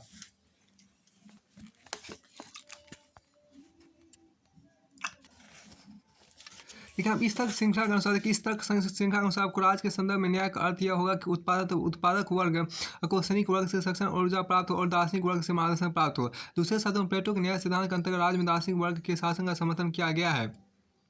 और सैनिक वर्ग देखिए और सैनिक वर्ग तथा उत्पादक वर्ग को अपने अपने स्वभाव के अनुरूप भूमिकाएं सौंपी गई है, जिन्हें अपने अपने देखिए जिन्हें अपने अपने लिए उपयुक्त सद्गुणों का विकास करके दार्शनिक शासकों के नियंत्रण में रहने दिया गया है। प्लेटो के न्याय सिद्धांत को न्याय का रचना प्रकल्प मूलक सिद्धांत आर्किटेक्टोनिक थ्योरी ऑफ जस्टिस कहा गया। इसमें वास्तुकार आर्किटेक्ट के कृत्यों का दृष्टांत देते हुए यह दिखाया गया है कि न्याय को उपयुक्त कार्य अन्य तीन सद्गुणों वर्च्यूज को सही ढंग से सम्मिलित करता है। भवन निर्माण के दौरान उसके प्रत्येक हिस्से दीवार, छत, फर्श, खिड़की, दरवाजे इत्यादि निर्माण का कार्य किसी न किसी कारीगर के हाथ में रहता है। परंतु कुशल वास्तु का इन सब इस ढंग से सम्मिलित करता है कि वे एक दूसरे की शोभा बढ़ाने लगते हैं। इसी तरह न्याय ऐसा सद्गुण है जो अन्य तीनों सद्गुण विवेक, विजडम, साहस, करेज और संयम, टेम्परेंस को सही जगह स्थापित करके उन्हें आदर्श समाज के सांचे में ढाल देता है। देखिए आप GH सेवाइन ने अपनी विख्यात कृति the history of political theory राजनीति सिद्धांत का इतिहास 1937 के अंतर्गत लिखा है कि प्लेटो के अनुसार प्रत्येक व्यक्ति को अपना अपना हक दिलाना, giving to every man his due, is नहीं न्याय है। दूसरे शब्दों में प्रत्येक व्यक्ति को अपनी अपनी स्वाभाविक क्षमता, प्रशिक्षण और उपलब्धि के अनुसार समाज में उसका उपयुक्त स्थान निर्धारित कर देना चाहिए और फिर इसी निर्णय के अनुसार सबको अपने अपने कर्तव्य का पालन करना चाहिए। न्याय की मांग है कि समस्त व्यक्तियों की समस्त क्षमताओं के सर्वोच्च विकास और सर्वोच्च न्याय की मांग है कि समस्त व्यक्तियों की समस्त क्षमताओं के सर्वोच्च विकास और सर्वोत्तम देखिए यहाँ पर न्याय की मांग है कि समस्त व्यक्तियों की समस्त क्षमताओं के सर्वोच्च विकास और सर्वोत्तम प्रयोग का अवसर प्रदान किया जाए। समाज जीवन से जुड़ी हर तरह की क्षमता का प्रयोग सही जगह होना चाहिए। देखिए यहाँ प्लेटो का विचार है कि ज्ञान के आलोक के बिना समाज अंधकार में भटक जाएगा। अतः समाज के कल्याण के लिए उसमें दार्शनिक राजाओं का शासन, रूल ऑफ फिलोसोफर किंग्स स्थापित करना जरूरी है। यदि शासन की बागडोर दार्शनिकों के हाथों में नहीं दी जाएगी तो उत्पादक वर्ग की अनियंत्रित लालसा और सैनिक वर्ग का अनियंत्रित भावावेग समाज को विध्वंस की ओर ले जाएगा। देखिए जिस देश के शासक ज्ञान विज्ञान के प्रति अनुरक्त नहीं होंगे, या जहां दौलत के भूखे व्यापारी या युद्ध के प्यासे सैनिक सत्ता का सूत्र संभाल लेंगे, उस देश का शासन भ्रष्ट, अस्थिर और विनाशकारी होगा। प्लेटो की दृष्टि में आपको एथेंस की आर्थिक अस्थिरता का मुख्य कारण यही था कि वहाँ शासन के बागडोर दार्शनिक या मनुष्यों के हाथों में नहीं था, बल्कि लोकतंत्र की आड़ में अयोग्य लोग सत्ता प्राप्त कर लेते थे। अतः उसने शिकायत के स्वर में कहा, जब हम जूता बनवाने जैसे साधारण काम के कुशल कारीगर ढूंढते हैं, तब यह कैसे सोच लेते हैं कि जो व्यक्ति बातें बनाकर लोगों के वोट हासिल कर लेता है वो शासन जैसे उत्तरदायित्वपूर्ण कार्य को संभालने के योग होगा। देखिए जब हम अस्वस्थ होते हैं तो किसी योग्यता प्राप्त और प्रशिक्षित चिकित्सक की शरण में जाते हैं। सबसे सुंदर या वाकपटु चिकित्सक की तलाश नहीं करते। फिर जब संपूर्ण राज्य अस्वस्थ हो तब क्या उसके उपचार के सबसे मेधावी, ज्ञान और विवेकशील व्यक्ति को शरण में नहीं जाना चाहिए। देखिए जब तक राजनीति में अयोग्य और धूर्त व्यक्तियों के प्रवेश पर प्रतिबंध नहीं लगाया जाएगा, तब तक राज्य की बुराई और राजनीतिक अस्थिरता, अव्यवस्था और कुप्रबंध का अंत नहीं हो पाएगा। जब तक दार्शनिक स्वयं शासक नहीं बन जाते या संसार के शासक एवं निरपति दर्शन शास्त्र में पारंगत नहीं हो जाते, तब तक राज्यों को अपनी बुराई से मुक्ति नहीं मिलेगी। देखिए प्लेटो की शिक्षा प्रणाली देखिए यहाँ पर क्या प्लेटो एजुकेशन सिस्टम दार्शनिकों के शासन को व्यावहारिक रूप देने के लिए प्लेटो ने दो बातों पर विशेष ध्यान दिया है। राज्य के समस्त नागरिकों को उपयुक्त शिक्षा प्रणाली व्यवस्था और संरक्षक वर्ग गार्डियंस के लिए एक विशेष जीवन पद्धति जिसमें संपत्ति और स्त्रियों का सामवाद, कम्युनिज्म और प्रॉपर्टी एंड वाइफ परिचित होगा। संरक्षक वर्ग में दार्शनिक और सैनिक दोनों आएंगे। शिक्षा प्रणाली के अंतर्गत सब नागरिकों अर्थात सब बालक बालिकाओं को एक जैसे अवसर दिए जाएंगे। नवजात शिशुओं को माता पिता से अलग करके राज्य अपने संरक्षण में ले लेगा। 10 वर्ष की आयु तक उन्हें मुख्यतः शारीरिक शिक्षा दी जाएगी। प्रत्येक पाठशाला में व्यायामशाला एवं खेल का मैदान होगा। पाठ्यक्रम का मुख्य विषय खेलकूद होगा। इन 10 वर्षों व्यक्ति के विश्वास की नींव इतनी सुदृढ़ हो जाना चाहिए कि भविष्य में औषधियों की आवश्यकता न रहे। 11 से 15 वर्ष की आयु आता व्यक्ति को मुख्यतः संगीत की शिक्षा दी जाएगी, ताकि शारीरिक दृढ़ता के साथ साथ शारीरिक दृढ़ता के साथ साथ बालक बालिका के क्षेत्र में मानसिक मृदुलता भी विकसित किया जा सके। संगीत शिक्षा के दौरान आपको गणित, इतिहास और विज्ञान जैसे विषयों को भी गीतों के रूप में परिचित किया जाएगा और विद्यार्थियों को मन में इसके प्रति रुचि जागृत की जाएगी। 16 से 20 वर्ष की आयु तक विद्यार्थियों को नैतिक शिक्षा दी जाएगी। अब 20 वर्ष की आयु में पहली विशाल परीक्षा होगी। देखिए, इसमें जो विद्यार्थी अनुत्तीर्ण होंगे उन्हें व्यापारी, मिस्त्री और किसान इत्यादि बनने के भेज दिया जाएगा। जो इन्हें गिने लोग इस परीक्षा में उत्तीर्ण होंगे उन्हें 21 से 30 वर्ष की आयु तक उन्नत कोटि के शारीरिक, मानसिक और जातिक प्रशिक्षण दिया जाएगा। 30 वर्ष की आयु में दूसरी महान परीक्षा होगी, जो इसमें अनुत्तीर्ण होंगे वो उन्हें सहायक अर्थात सैनिक बनने के लिए भेज दिया जाएगा। जो उत्तीर्ण होंगे उन्हें 31 से 35 वर्ष की आयु तक दर्शन शास्त्र शिक्षा दी जाएगी। 36 से 50 वर्ष की आयु तक इन लोगों को सांसारिक जीवन लौट कर यथार्थ जीवन की समस्याओं जोड़ना होगा। फिर अंतिम परीक्षा होगी, इसमें जो उत्तीर्ण होंगे वे राज्य के शासक बन जाएंगे। जो अनुत्तीर्ण होंगे, देखिए, जो अनुत्तीर्ण होंगे वे सहायक वर्ग के साथ जा मिलेंगे। प्लेटो ने लिखा है कि जो दार्शनिक शासन का दायित्व संभालने के योग्य सिद्ध होंगे उनके मन में सत्ता के प्रति मोह नहीं रहेगा, अतः वे शासक बनने के इच्छुक नहीं होंगे। वे शासक देखिए, यहाँ पे वे शासक तभी बनेंगे जब जनसाधारण अनुनय विनय करके उनके अनुनय विनय करके उन्हें लोकहित में दायित्व संभालने के लिए तैयार करेंगे। दूसरी ओर जो लोग सत्ता के मोह में शास्त्र, देखिए, जो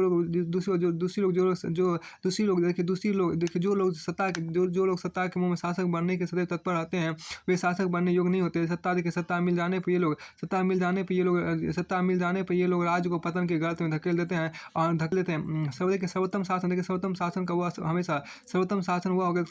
हुआ होगा जिससे शासन तनिक भी पद रूप ना हो। सर्वोत्तम शासक हुआ होगा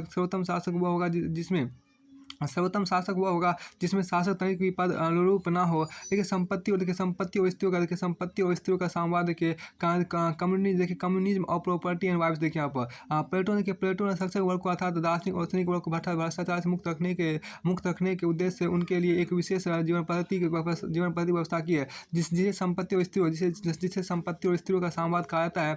इसका मतलब यह है कि शिक्षक वर्ग अपने दैनिक प्रयोग की न्यूनतम वस्तुएं ही अपने पास रखेगा। इस वर्ग के सदस्यों के व्यक्तिगत परिवार, इंडिविजुअल फैमिलीज नहीं होगा। उनके पास निजी संपत्ति, प्राइवेट प्रॉपर्टी भी नहीं होगी, अर्थात इनका परिवार और संपत्ति सब कुछ साझा होगा। वे मिलजुल कर करेंगे और मिल बांट कर खाएंगे। इन्हें सांसिक वस्तु, सोने चांदी या वैभव और संपदा की लालसा से ऊपर उठकर सर्वथा निर्लिप्त जीवन बिताएगा। उनकी स्त्रियां और संतान भी साझी होगी। किसी भी स्त्री या पुरुष को अपनी संतान को पहचानने का अवसर नहीं दिया जाएगा। किसी भी शिशु को अपने माता पिता की पहचान नहीं बताई जाएगी। शिक्षक वर्ग के समस्त स्त्री पुरुष, देखिए, शिक्षक वर्ग के समस्त स्त्री पुरुष, समस्त बालक बालिकाओं के माता पिता होंगे और ये सब एक ही घर के सदस्य माने जाएंगे।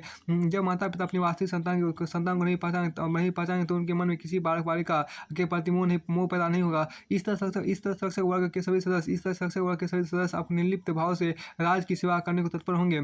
यह बात ध्यान देने की प्लेटो के आदर्श राज में नागरिकों की शिक्षा शैशव काल से शुरू हो जाती है और 50 वर्ष की आयु तक चलेगी। कुछ चुनिंदा लोग आपको 30 वर्ष की आयु से आपको सैनिक वर्ग में सम्मिलित हो जाएंगे और इस आयु से ही उन्हें संपत्ति और स्त्रियों के संवाद के नियम के अनुरूप जीवन बिताना होगा। परंतु उनकी शिक्षा आगे भी चलती रहेगी ताकि अंततः इस दार्शनिक वर्ग का चयन होगा, चयन किया जा सके जो राज्य में सत्ता का सूत्र संभालेंगे। इस तरह संपत्ति और स्त्रियों के संवाद का नियम गिने चुने नागरिकों के शिक्षा काल के दौरान ही लागू हो जाएगा। देखा जाए तो इस नियम का ध्येय नागरिकों के नैतिक चरित्र को उन्नत करना है, जो कि उनकी शिक्षा के ध्येय का पूरक है। रिचर्ड लुइस नेटरशिप ने lectures on the Republic of Plato की रिपब्लिक पर व्याख्यान 1963 के अंतर्गत लिखा है कि प्लेटो का संवाद उसकी शिक्षा प्रणाली का पूरा उपकरण है। उसकी शिक्षा प्रणाली जिस चेतना का सृजन करती है यह उसे कार्य रूप देने और पुष्ट करने का साधन है। फिर 50 वर्ष की आयु में देखिए, 50 वर्ष की आयु में जो लोग दार्शनिक शासक बन जाएंगे उनकी औपचारिक शिक्षा तो पूरी हो जाएगी, परंतु सामवाद की छत्रछाया में आजीवन अपनी शिक्षा के उद्देश्य को आगे बढ़ाते रहेंगे।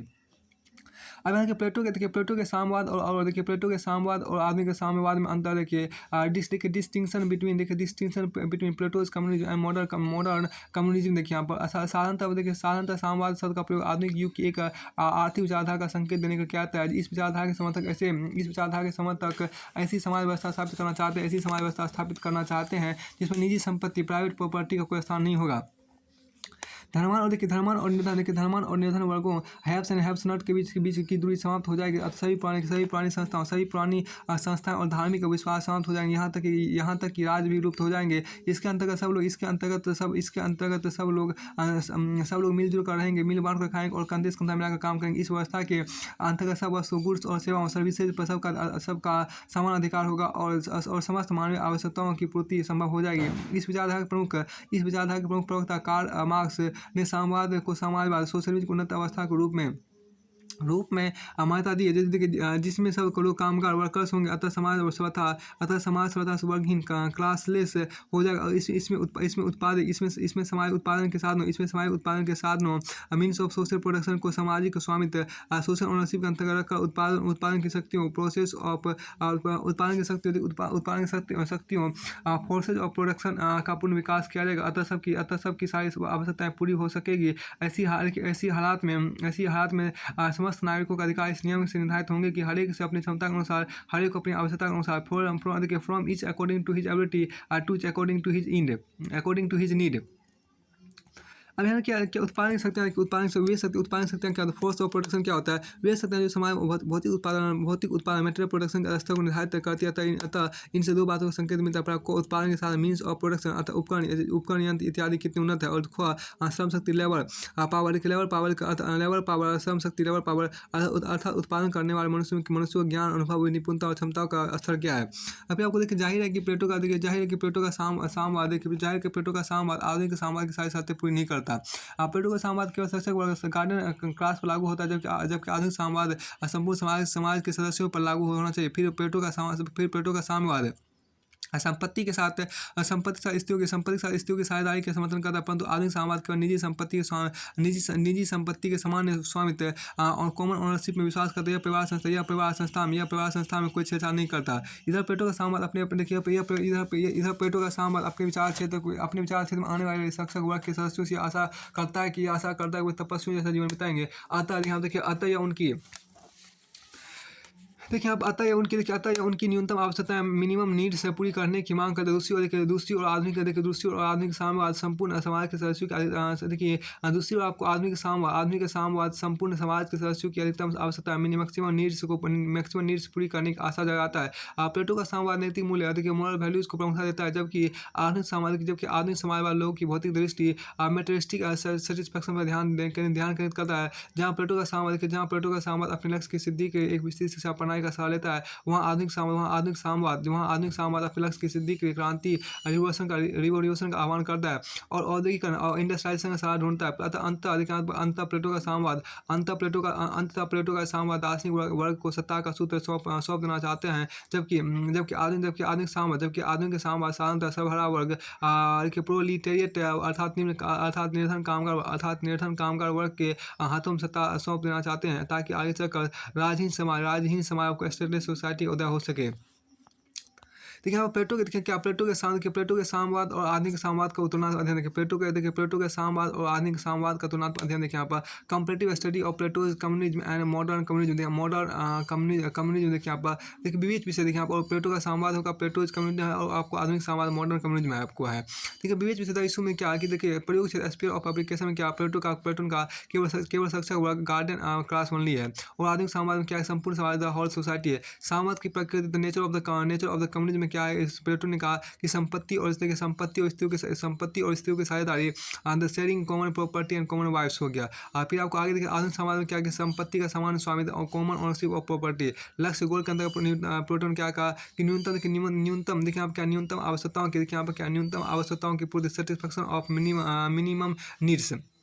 फिर आधुनिक समाज में क्या है कि अधिकतम आवश्यकताओं की पूर्ति, सेटिस्फैक्शन ऑफ मैक्सिमम नीड्स। फिर देखिए दार्शनिक फिलोसफी पर बेसिस में क्या है प्लेटोन का कि नैतिक मूल्यों की प्रधानता, प्राइमरी देखिए प्राइमेसी ऑफ मोरल वैल्यूज। अब आधुनिक समाज में क्या कहा कि भौतिक संतुष्टि की प्रधानता, प्राइमेसी ऑफ मेटेरियलिस्टिक सेटिस्फैक्शन। अब देखिए सत्ता का उपयुक्त पात्र क्या है, ऑथोरिटी टू बी वेस्टेड इन। इसमें क्या प्लेटो का संवाद क्या है कि दार्शनिक फिलोसफर क्लास आपको है, और आधुनिक समाज का सर्वहरा वर्ग है, द प्रोलिटेरिएट आपका है। देखिए आप देखिए समालोचना क्रिटिकिज्म की बात यहाँ पे की है। देखिए समालोचना क्रिटिकिज्म की बात करते हैं उसको समझिए गए। देखिए समालोचना क्रिटिकिज्म देखिए प्लेटो ने यहाँ पे क्या है कि प्लेटो ने देखिए प्लेटो ने राज में न्याय की स्थापना की, जिस व्यवस्था का समर्थन किया उसे अपनाने का अनेक सवाल पैदा होते हैं। देखिए जिनकी ओर से विचारधारा आधुनिक लेखकों ने हमारा ध्यान खींचा। प्लेटो यह मानता है कि विभिन्न व्यक्तियों में तृष्णा, मनोवेग और ज्ञान, इन तीन तत्वों में से एक ही प्रधानता रहती है, और इसी आधार पर उन्हें पृथक वर्गों में रखा जाना चाहिए। इसका निर्णय उनकी परीक्षाओं के परिणाम से होगा। यह वर्गीकरण इतना कठोर है कि निश्चित आयु के बाद व्यक्तियों के लिए जीवन में परिवर्तन और उन्नति के अवसरों पर रोक लगा देता है। फिर यह सवाल पैदा होता है कि यदि प्रत्येक वर्ग अपने लिए उपयुक्त सद्गुण विकसित कर लेगा तो क्या यह उसके सद्जीवन के लिए पर्याप्त नहीं होगा। अर्थात यदि उत्पादक वर्ग अपने अंदर संयम पैदा कर लेगा और सैनिक वर्ग अपने अंदर साहस भी विकसित कर लेगा तो फिर ऐसी कौन सी कमी रह जाएगी कि इन दोनों को दार्शनिक वर्ग के नेतृत्व में रखने की जरूरत होगी। और यदि ऐसी जरूरत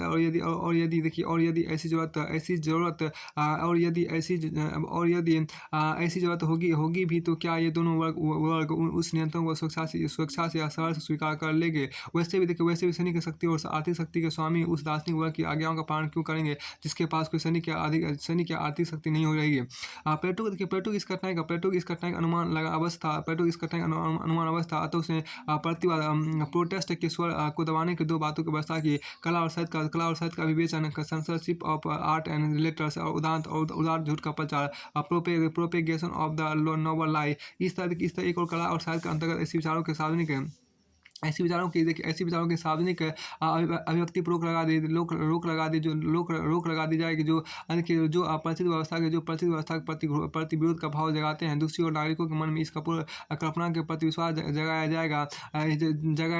देखिए हे नागरिकों, तुम्हें एक ही ईश्वर ने बनाया है, इसे तुम आपस में भाई हो, परंतु ईश्वर ने तुम्हारी अलग अलग क्षमताओं के अनुसार तुम्हें अलग अलग तत्वों से बनाया है। जो शासन करने योग्य है वे स्वर्ण से बने हैं।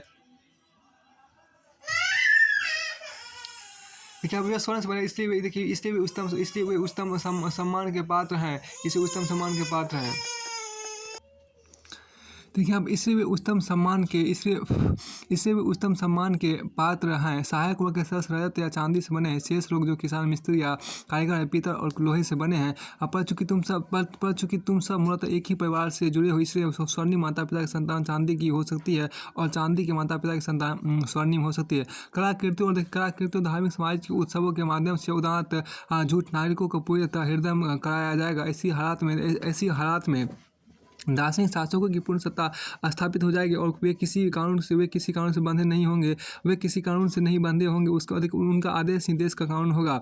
ऐसा दृष्टिकोण अपना कारण प्लेटो को सत्तावाद, ऑथोरिटेरियनिज्म और सर्वाधिकारवाद, टोटलिटेरियनिज्म का समर्थक मानता है। और देखिए RHS क्रॉसमैन ने प्लेटो आज के संदर्भ में 1959 के अंदर लिखा है कि प्लेटो अपने समकालीन स्पार्टा की सत्तावादी व्यवस्था से अत्यंत प्रभावित था। अतः उसने अपने आदर्श राज के ऐसी व्यवस्था का प्रबल समर्थन किया। कॉल पॉपर ने the open society and it's enemies मुक्त समाज और उसके दुश्मन, खंड 1 1945 के अंतर्गत प्लेटो को स्वपंदस यूटोपियन और सर्वाधिकारवादी मानते हुए लिखा है कि उसके तत्व में मीमांसा सिद्धांत सर्वथा भ्रामक है और उनके राजनीतिक परिणाम अत्यंत विनाशकारी है। फिर आपको आगे यहाँ पर देखिए क्या कि सत्तावादी हम क्या सत्तावाद और तो देखिए ऑथोरिटेरियनिज्म देखिए वह व्यवस्था जिसके अंतर्गत किसी व्यक्ति विचार परंपरा ये देखिए वह व्यवस्था जिसके अंतर्गत किसी व्यक्ति विचार परंपरा या प्राण ग्रंथ के आदेशों या प्राण ग्रंथ के प्राण ग्रंथ के आदेशों या निर्देशों को सर्वथा प्रमाणित सर्वथा प्रामाणिक मानते उनका पालन करना सबके लिए अनिवार्य होता है। उन पर प्रश्न उठाने का अधिकार किसी को नहीं। इसी को हम सत्तावाद देखिए सत्तावाद फिर देखिए वह व्यवस्था जिसके अंतर्गत है किसी व्यक्ति विचार परंपरा या प्राण ग्रंथ के आदेशों या निर्देशों को सर्वथा प्रामाणिक मानते हुए उनका पालन करना सबके लिए अनिवार्य होता है। उन पर प्रश्न उठाने का अधिकार किसी को नहीं होता। उसी को सत्तावाद कहते हैं, ऑथोरिटेरियनिज्म कहते हैं। अब देखिए सर्वाधिकारवाद ऐसी व्यवस्था जिसमें राज अपने नागरिकों के जीवन के सभी पक्षों को निर्देशित और नियंत्रित करता है। इसमें साधारणतः समाज जीवन के किसी लक्ष्य को अनिवार्य इनवाइटेबल मानकर समाज के सारे संसाधन उस लक्ष्य की सिद्धि में लगा दिए जाते हैं। किसी को उसका विरोध करने का अधिकार नहीं होता। देखिए प्लेटो के आदर्श राज में राजनीतिक शक्ति पैसे शासक वर्ग का एकाधिकार रहेगा जो कठोर अनुशासन से बनता है। इनमें से किसी नए सदस्य के प्रवेश की कोई गुंजाइश नहीं है। इस शासक वर्ग के सदस्यों से ऐसी निस्वार्थ सेवा की मांग की जाती है जैसे लेनिन और हिटलर के नेतृत्व में काम करने वाले राजनीतिक दलों के सदस्यों से की जाती है। इसमें देखिए की जाती थी इसमें शासन स्थिरता के झूठ का सहारा लेने की सलाह दी गई है। और पॉपर के अनुसार ये सारे लक्षण प्लेटो के आदर्श राज को सर्वाधिकार के निकट ला देता है। देखा जाए तो पॉपर की आलोचना युक्ति संगत नहीं, लेकिन लेनिन और हिटलर की प्रणालियों व्यापक आतंक टेरर का सहारा लिया जाता है। जबकि प्लेटो की प्रणाली में जनसाधारण के प्रति ऐसी निर्दयता का सवाल वहीं पैदा नहीं होता। अब लेनिन का जीवन का आपको 1870 से लेकर 1924 ईस्वी तक और हिटलर का जीवन का आपको 1889 से 1945 ईस्वी तक रहा। अब मैंने क्या प्लेटो यहाँ देखिए क्या किसमें कहा गया है कि प्राचीन लेखकों अरस्तु ने संपत्ति में स्त्रियों के साम्यवाद के संदर्भ में प्लेटो के सिद्धांत की तीव्र आलोचना की है। अरस्तु ने तर्क दिया कि परिवार और संपत्ति सामाजिक जीवन का आधार तत्व है। इनके उन्मूलन से समाज की नींव हिल जाएगी। अजीत संपत्ति पर किसी का निजी स्वामित्व नहीं होगा, उसकी देखभाल कोई नहीं करेगा, वह नष्ट हो जाएगी। जहाँ सारे लड़कियाँ भाई बहन होंगे वहाँ भारतीय भावना बहुत हल्की रह जाएगी। फिर प्लेटो आशा करता है कि राजनीतिक वर्ग के हाथ में संपूर्ण शक्ति आ जाने पर भी उसका राजनीतिक क्षेत्र अक्षुण्ण रहेगा। परंतु अरस्तु ने अपने अनुभवमूलक अध्ययनों इम्पिरिकल स्टडीज के आधार पर दिखाया है कि शक्ति और सद्गुण एक साथ नहीं रह सकते। पावर एंड वर्च्यू देखिए power and virtue can not coexist. इस दृष्टि से प्लेटो का आदर्श राज व्यवहारिक नहीं है। वह कल्पना लोग यूटोपिया का उदाहरण प्रस्तुत करता है। कुछ भी प्लेटो की इतनी विस्तृत आलोचना के बावजूद उसके चिंतन में बहुत गहराई है। वह स्पार्टा और अनुशासन से प्रेरित अवस्था, परंतु स्पार्टा में सैनिक शक्ति को सत्ता का स्रोत माना जाता है। प्लेटो ने ज्ञान या विवेक की शक्ति को सत्ता का आधार बनाया। फिर उसने शिक्षा का स्तर पर अवसर की पूर्ण समानता का समर्थन किया और शिक्षक वर्ग को निर्लिप्त जीवन जीने की शिक्षा दी ताकि शासन को भ्रष्टाचार से मुक्त रखा जा सके। यह सच है कि प्लेटो की योजना को व्यावहारिक रूप देना अत्यंत कठिन है, अतः उसे स्वप्नदर्शी कहने में कोई अतियुक्ति नहीं होगी। अब आप पाएंगे प्लेटो का आदर्शवत राज देखें आप, ठीक है। देखिए प्लेटो का आदर्शवत राय देखिए प्लेटो सब आइडियास्ट देखिए यहाँ पर प्लेटो की सबसे विख्यात कृति तो रिपब्लिक राज व्यवस्था ही है। उसकी प्रवर्ती कृतियों में स्टेट्समैन आपको राजमार्ग और लॉज विधि व्यवस्था विशेष रूप से महत्वपूर्ण है। प्लेटो की रिपब्लिक राज व्यवस्था का मुख्य स्रोत का आदर्श राज आइडियल स्टेट से है। स्टेट्समैन राजमार्ग के अंतर्गत आदर्श राज की समान चर्चा करते सर्वोत्तम संभावित राज बेस्ट पॉसिबल स्टेट की संभावना पता लगाया जाता है। यहाँ प्लेटो ने आदर्श शासक और व्यवहारिक राजनीतिक में अंतर करते हुए राज्य के अमूर्त विज्ञान अब्स्ट्रैक्ट साइंस और प्रशासन की यथार्थ पद्धतियों में अंतर दर्शाया। फिर लॉज विधि व्यवस्था के अंतर्गत प्लेटो ने फिर लॉज विधि व्यवस्था के अंतर्गत प्लेटो ने रिपब्लिक के इस कथन को दोहराया कि सच्चा राजमर्म परम विवेकशील दार्शनिक और होना चाहिए और राजनीति शास्त्र का सद्गुणता न्याय की शिक्षा देना है। यदि हमें आदर्श शासक मिल जाए तो हमें कानून लॉज की बात नहीं रहेगी। कानून किसी न किसी तरह इसके बंधन का प्रतीक है, जबकि परम विवेकशील व्यक्ति को सब तरह के बंधनों से मुक्त रखना चाहिए। परंतु व्यवहारिक अनुभव से सिद्ध होता है कि परंतु व्यवहारिक अनुभव से यह सिद्ध होता है कि इस संसार में सर्वज्ञ मनुष्य नहीं पाए जाते हैं, सर्वज्ञ मनुष्य नहीं पाए जाते हैं। देखिए, इससे समाज को विनियमित रेगुलेट करने के लिए लिखित कानून और रीति रिवाज जरूरी हो जाते हैं। ये कानून और रीति रिवाज व्यवहारिक अनुभव की अभिव्यक्ति है। अतः संसार में जो अपूर्ण शासन प्रणालियाँ पाई जाती है, उन्हें सुचारू रूप से चलाने के कानून का सहारा लेना पड़ता है। प्रस्तुत संदर्भ में प्लेटो ने उन शासन प्रणालियों को वर्गीकरण का प्रयत्न किया जो यथार्थ जगत में पाई जाती है। इस वर्गीकरण का आधार यह है कि इस वर्गीकरण का आधार यह है कि वहाँ कितने व्यक्ति सत्ता का प्रयोग करते हैं और वे कानून के बंधन को कहाँ तक मानते हैं। इस वर्गीकरण के अनुसार यदि शासन कानून से बंधा हो तो राजतंत्र मोनार्की सर्वोत्तम होगा। लोकतंत्र डेमोक्रेसी सबसे निकृष्ट होगा और विचारतंत्र एरिस्टोक्रेसी का स्थान इन दोनों के मध्य में रहेगा। यदि शासन कानून से बंधा ना हो तो लोकतंत्र सर्वोत्तम होगा, निश्चित तंत्र सबसे निकृष्ट होगा और गुटतंत्र ओलिगार्की इनके बीच में आएगा। इस तरह एक व्यक्ति का शासन सबसे उत्कृष्ट भी हो सकता है और सबसे निकृष्ट भी हो सकता है। इन्हीं व्यक्तियों का शासन उत्कृष्ट और निकृष्ट के बीच में आ सकता है। बहुत सारे लोगों का शासन अर्थात लोकतंत्र जब कानून से बंधा होगा तो वह सबसे निकृष्ट सिद्ध होगा, क्योंकि कानून को लागू करने की शक्ति बहुत सारे लोगों के हाथ में आ जाने पर सही निर्णय तक पहुँचना बहुत मुश्किल हो जाता है। दूसरी ओर जब शासन कानून के बंधन से न बंधा हो, लोकतंत्र अपनी बुनियादी कमजोरी और अकुशलता का बहुत कम उत्पीड़न सिद्ध होकर बहुत कम देखिए यहाँ पर तब लोकतंत्र अपनी बुनियादी कमजोरी और अकुशलता का कारण बहुत कम उत्पीड़नकारी सिद्ध होता है। अधिक लॉ विधि व्यवस्था के अंतर्गत प्लेटो ने व्यावहारिक राजनीति का और भी विस्तृत निरूपण किया है। उसने तर्क दिया है कि अपूर्ण मनुष्यों के बीच आदर्श शासन प्रणाली स्थापित करना संभव नहीं है। अतः किसी भी तरह के शासन प्रणाली को चलाने के कानून अनिवार्य हो जाते हैं। यहाँ प्लेटो ने ऐसी कानूनी प्रणाली लीगल सिस्टम का प्रस्ताव रखा है जिससे वर्तमान परिस्थिति में सर्वोत्तम परिणाम प्राप्त किए जा सकेंगे। अपने पुराने सिद्धांत को संशोधित करते उसने शासक वर्ग को निजी संपत्ति प्राइवेट प्रॉपर्टी रखने और पारिवारिक जीवन बिताने की अनुमति दे दी है।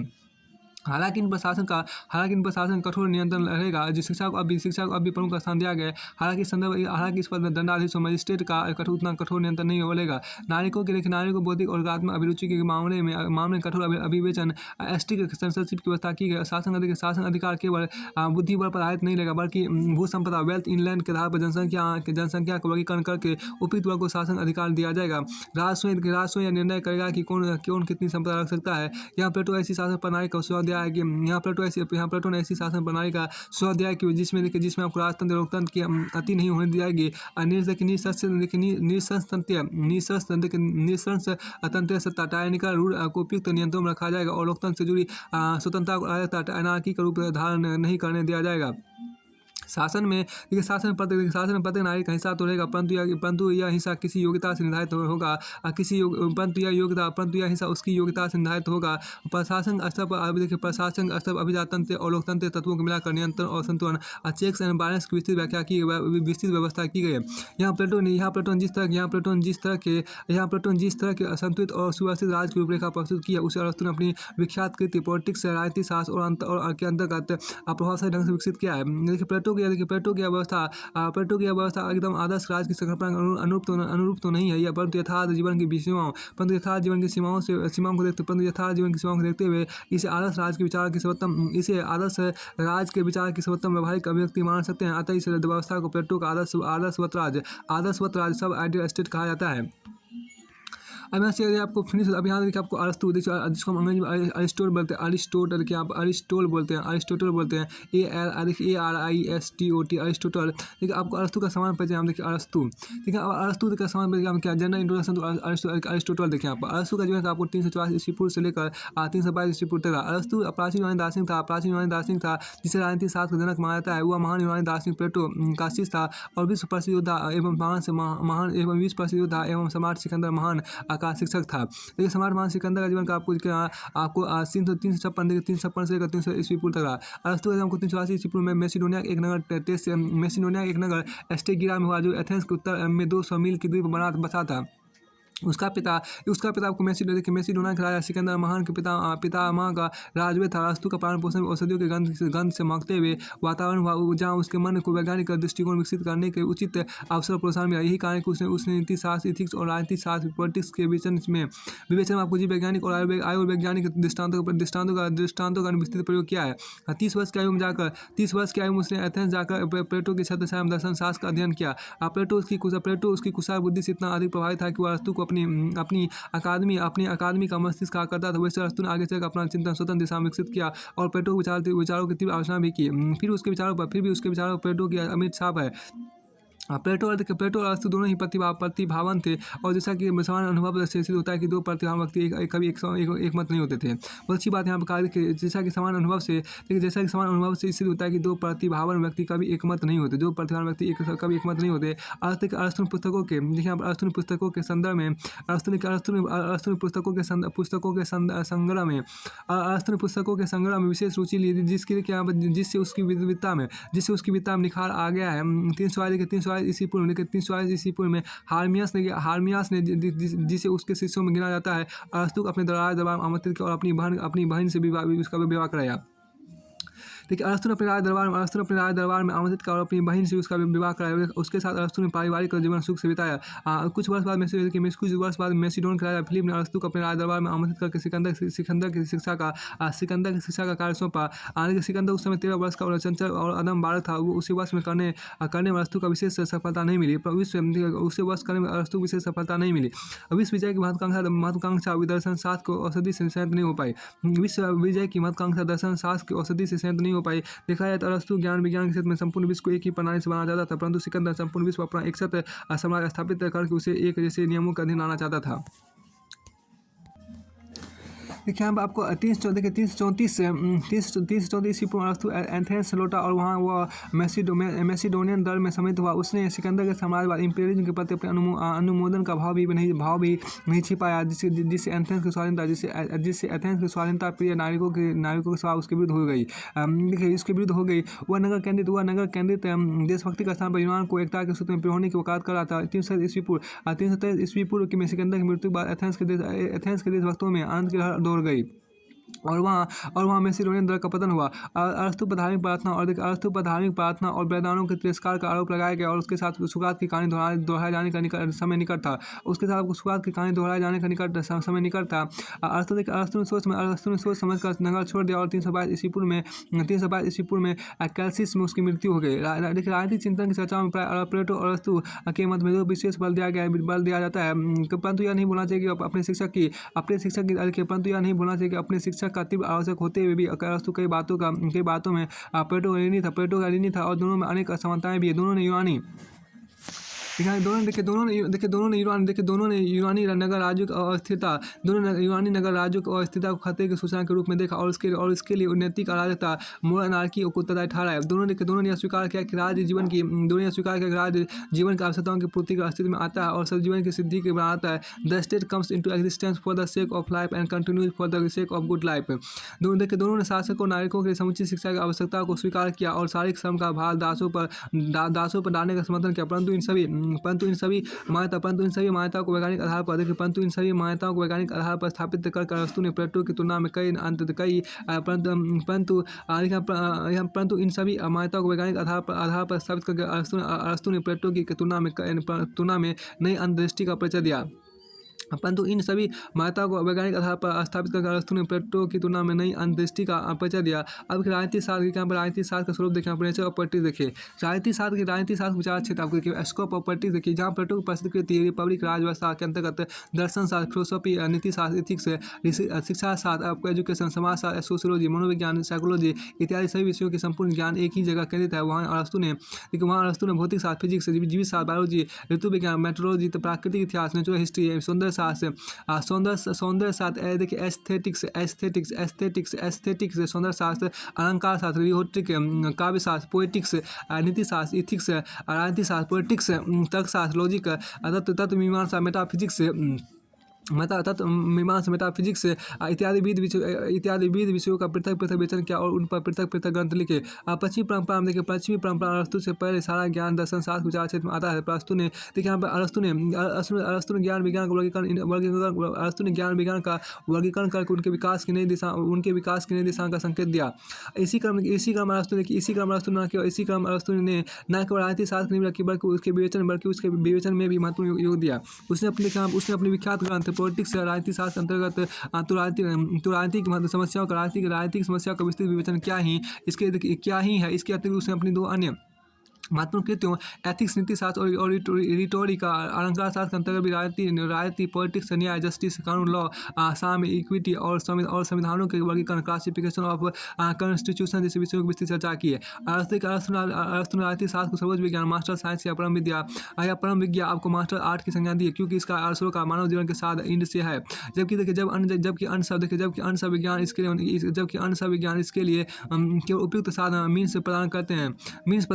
देखिए यहाँ पर क्या प्रदान करती है। इस दृष्टिकोण को मनुष्य सदीवन गुड लाइफ की प्राप्ति के राजनीतिक समुदाय पॉलिटिकल कम्युनिटी के रूप में रहते हुए इस समुदाय में रहते हुए वे सजीवन की प्राप्ति के लिए जो कुछ करते हैं, जिन गतिविधियों में भाग लेते हैं या जो नियम संस्थाएं और संगठन बनाते हैं, उन सब का अध्ययन राजनीतिक शास्त्र विचार क्षेत्र में आता है। लेकिन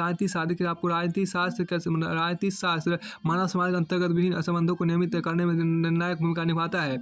इसकी सहायता से मनुष्य इस धरती पर अपनी नियति को वश में करना सीखता है। अन्य सब ज्ञान विज्ञान मनुष्य के राजनीतिक जीवन को संवारने के साधन मात्र है। राजनीतिक शास्त्र उसके परम साध अल्टीमेट इंड को निर्धारित करता है कि मनुष्य का शुभ राजनीतिक शास्त्र आपको राजनीतिक शास्त्र का ध्येय होना चाहिए। यह बात अरस्तु ने द निकोमेकियन एथिक्स में कहा था। देखिए यहाँ पर क्या राजनीतिक शास्त्र को परम विद्या सिद्ध करने के अरस्तु ने अन्य विद्याओं के साथ इसके संबंध चर्चा किया। उसने साधियों के श्रेणी तथा आपको हायरार्की ऑफ इंड्स पर विचार रखते हुए यह दिखाया कि अन्य सब विद्याओं के साथ अंतोगत्वा राजनीतिक शास्त्र के साथ में विलीन हो जाते हैं। उदाहरण के आपको व्यायाम से हमें कुछ आनंद मिल सकता है, परंतु उसकी सार्थकता हमें स्वास्थ्य हेल्थ को उन्नत करने में है। देखिए स्वास्थ्य का ध्येय सजीवन को स्वास्थ्य का ध्येय आपको सदजीवन को बढ़ावा देना है और सदजीवन की प्राप्ति राजनीतिक शास्त्र का विषय है। इसी तरह आपको कुशल गिरी प्रबंध का ध्येय संपदा वैध को बढ़ाना है। संपदा हमें सदजीवन का साधन प्रदान करती है और सदजीवन की प्राप्ति राजनीतिक शास्त्र विचार क्षेत्र में आती है। एक विस्तृत उदाहरण ले तो घोड़े का लगाम बिल्डर बनाने की कला, घुड़सवारी हॉर्स राइडिंग की कुशलता बढ़ाने में सार्थक होती है। घुड़सवारी की सार्थकता रणभूमि शोध दिखाने में है, जिसका ध्येय युद्ध में विजय प्राप्त करना। इस विजय का उद्देश्य राज्य का गौरव बढ़ाना है, जो कि राजनीतिक शास्त्र का विषय है। फिर राजनीतिक शास्त्र के अंतर्गत यह निर्णय किया जाता है कि राज्य में किन विद्याओं का अध्ययन किया जाएगा और किस श्रेणी के नागरिक किस स्तर तक इन विद्याओं का अध्ययन करेंगे। अन्य सब विज्ञान जैसे कि आयुर्विज्ञान, सैन्य विज्ञान या अर्थशास्त्र जिन साधक सिद्धि करते हैं उन्हें राजनीतिक शास्त्र के साथ अर्थात सदजीवन के संदर्भ में केवल साधन के रूप में मान्यता दी जाती है। राजनीतिक शास्त्र में अरस्तु की धारणा अंतर्गत न केवल नागरिकों के कर्तव्यों पर विचार किया जाता है, बल्कि उसमें सारे सामाजिक संबंध समाए जाते हैं। जैसे कि परिवार में पत्नी पर पति का नियंत्रण, संतान पर पिता का नियंत्रण और दास पर स्वामी का नियंत्रण, शिक्षा, पूजा पाठ, त्योहार, ब्राह्मणों का मनाने के तरीके, खेलकूद, सैनिक संगठन इत्यादि। परंतु अरस्तु ने इस तरह का खंडन किया कि राज्य में सब तरह की सत्ता अथॉरिटी एक जैसी होती है। इस तरह राजनीति वैसे तो मनुष्य के संपूर्ण सामाजिक जीवन को अपने अंदर समेट लेती है, परंतु राज्य शासन के संचालन में जिस सत्ता का प्रयोग किया है तो वह दास के ऊपर स्वामी की सत्ता से, पत्नी के ऊपर पति की सत्ता से या संतान के ऊपर पिता की सत्ता से भिन्न होती है, अलग होती है। अरस्तु ने तर्क दिया कि पत्नी के ऊपर पति की सत्ता प्राकृतिक नियम की देन है, क्योंकि प्रकृति ने स्त्री को पुरुष से ही इन्फीरियर बनाया है, परंतु शासक तुलना में कोई भी नारी प्राकृतिक रूप से ही नहीं होता। फिर दास के ऊपर स्वामी की सत्ता निरंकुश डेस्पोटिक होती है, क्योंकि दास का जीवन पूरी तरह स्वामी के हाथ में रहता है, परंतु नारी के ऊपर शासक की सत्ता निरंकुश नहीं हो सकती। क्योंकि कानून की दृष्टि में सब नागरिक समान है, चाहे कोई धर्मान हो या निर्धन हो, चाहे कोई शासक के पद पर कार्यरत हो या साधारण नागरिक हो। यह बात ध्यान देने योग्य है कि अरस्तु के समय का आज के समाज की तरह जटिल नहीं था। उन दिनों लोगों का राजनीतिक जीवन और सामाजिक जीवन इतना घुला मिला था कि इनके पृथक अध्ययन की आवश्यकता नहीं समझाती थी। वैसे अरस्तु ने आपको राज प्रबंध को गृह प्रबंध की तुलना में उच्च कोटि का प्रबंध माना है। फिर भी उसने गृह प्रबंध को राज प्रबंध का लघु रूप मानते हुए उनकी विस्तृत चर्चा की है। फिर राजनीतिक जीवन के साथ साथ पारिवारिक जीवन भी सदजीवन का महत्वपूर्ण उपकरण है, अतः उस पर विचार करना जरूरी हो जाता है। यही कारण कि अरस्तु ने अपने राजनीतिक शास्त्र की रूपरेखा बहुत विराट रखी है। इस तरह प्राचीन युग में राजनीति का विचार राजनीति का प्रयोग क्षेत्र बहुत विस्तृत था, परंतु राजनीति जुड़े हुए लोगों की संख्या बहुत थोड़ी थी। किसी भी यूनानी नगर राज में स्वतंत्र जन फ्री मैन की संख्या कुल जनसंख्या की 1/3 ज़्यादा नहीं थी, और उन्हीं की गतिविधियां राजनीति के दायरे में आती थी। बाकी जनसंख्या आपको दास, स्लेव्स, स्त्रियां, वुमेन या अनदेशी एलियंस आते थे, जिनका राजनीति से कोई सरोकार नहीं था। कि परिवार के महत्व की चर्चा करते अरस्तु ने लिखा है कि परिवार सदजीवन का साधन तो है, परंतु वह संपूर्ण सदजीवन का उपकरण नहीं है। और उसका विचार क्षेत्र बहुत सीमित है। दूसरी ओर राज ऐसा संगठन है जिसकी सत्ता को सर्वव्यापक, वह जीवन के किसी भी पक्ष को नियमित कर सकता है, और ऐसे किसी भी विषय पर उसका निर्णय अंतिम होता है।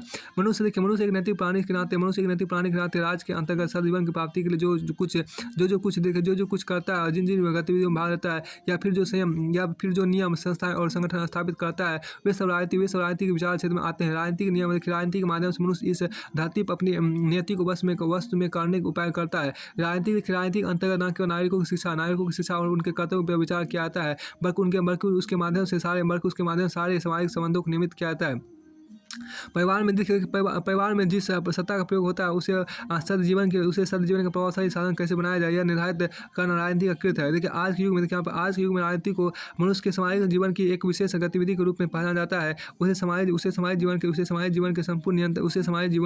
के संपूर्ण नियंत्रण का साधन नहीं माना जाता। आज सामाजिक जीवन के अन्य क्षेत्रों में, जैसे कि धर्म, शिक्षा, कला, कौशल इत्यादि के क्षेत्रों में स्वायत्तता, ऑटोनॉमी की मांग की जाती है, और उन्हें राजनीति से अलग रखने का समर्थन किया। अतः अरस्तु ने राजनीतिक सत्ता का जो विश्लेषण प्रस्तुत किया है, वह इस विषय पर आधुनिक युग में प्रचलित अवधारणा की व्याख्या के लिए उपयुक्त नहीं है। आपके राजनीतिक शास्त्र के अध्ययन पद्धति देखिए, मोर मेथड ऑफ स्टडिंग पॉलिटिक्स देखिए। अरस्तु ने आपको राजनीतिक शास्त्र के अध्ययन के लिए अनुभवमूलक पद्धति एम्पिरिकल मेथड को बढ़ावा दिया, और इसके साथ तुलनात्मक पद्धति कंपैरेटिव मेथड को भी मिला दिया।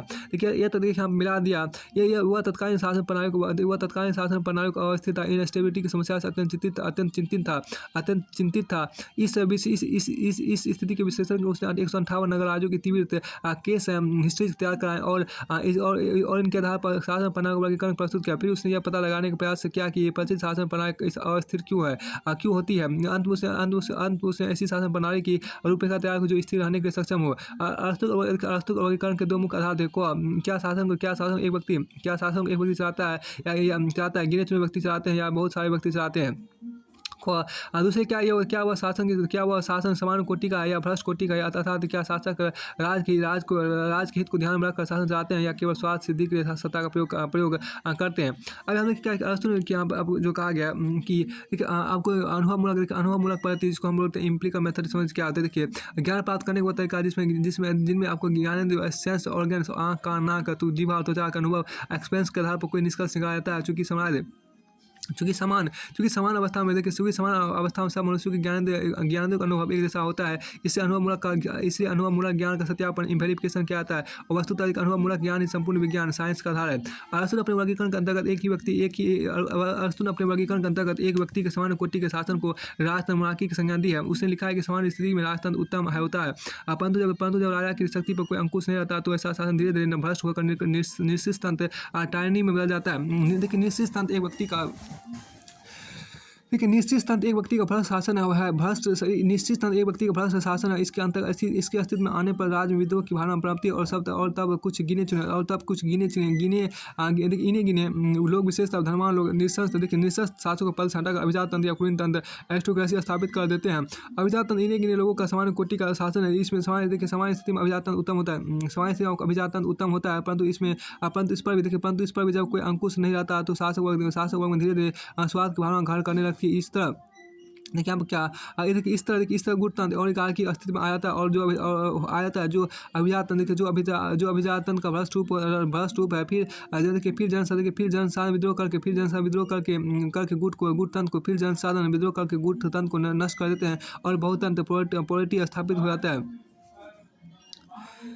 और बहुतंत्र पॉलिटी स्थापित हो जाता है।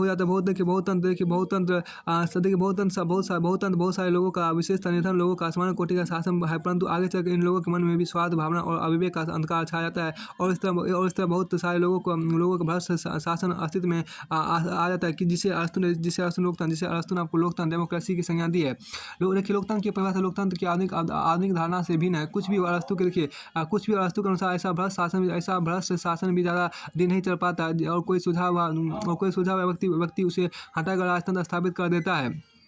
परंतु परिवर्तन का सिलसिला फिर से शुरू हो जाता है और इस तरह कोई भी प्रणाली स्थिर नहीं रह पाती। सारे विश्लेषण के बाद अरस्तु इस निष्कर्ष पर पहुंचा कि स्थिर शासन प्रणाली विकसित करने के लिए बहुतंत्र और अभिजात तंत्र का समन्वय उपयुक्त होगा, जिसे उसने मिश्रित संविधान मिक्स कॉन्स्टिट्यूशन की संज्ञा दी है। इसके अंतर्गत सत्ता का प्रयोग गिने चुने लोग या विशेषज्ञ ही करेंगे, परंतु वे जनसाधारण की सहमति से शासन चलाएंगे। अब क्या कि आपको देखिए यहाँ पर क्या अरस्तु के अनुसार शासन प्रणालियों का परिवर्तन चल Aristotle cycles of change of government के साथ पे आपका क्या राजतंत्र मोनार्की सामान्य रूप से आपको निश्चित तंत्रानी रूप आया जिसको भ्रष्ट रूप बोलते हैं और इसी से आपको क्या अभिजात अरिस्टोक्रेसी आया जिसको बोलते हैं समान रूप और इससे अभिजात तंत्र गुटतंत्र और कार्य का भ्रष्ट रूप आया। फिर से आपको क्या बहुतंत्र पॉलिटी समान रूप आया, फिर से लोकतंत्र डेमोक्रेसी भ्रष्ट रूप आया, फिर से आपको राजतंत्र, फिर इसी चक्र घूमता रहता है। तो वैज्ञानिक ज्ञान का था अरस्तु ने द निकोमैकियन एथिक्स में कहा था वैज्ञानिक ज्ञान का था यह पता लगाना है कि सृष्टि में क्या अनिवार्य है। जो सर्वथा अनिवार्य है वह शाश्वत है और जो शाश्वत है वो अपना वह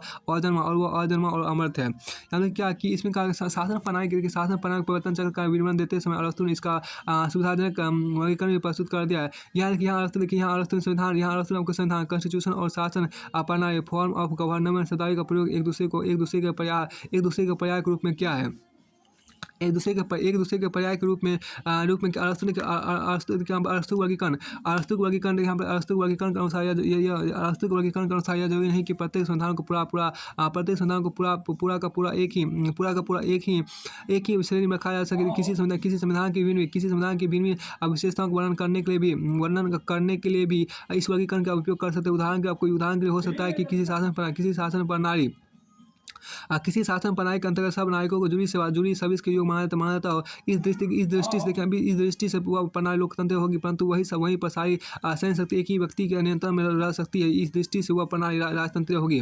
अरस्तु ने आपको राजनीति के तुलनात्मक अध्ययन की जो विधि अपनाई उसकी अपनी कुछ सीमाएं थी, इसमें कोई संदेह नहीं। सबसे पहले उसका उद्देश्य बहुत सीमित था, वह केवल अपेक्षाकृत स्थिर और अस्थिर शासन प्रणाली का स्थिर और अस्थिर शासन प्रणाली के बारे में पता लगाना चाहता था।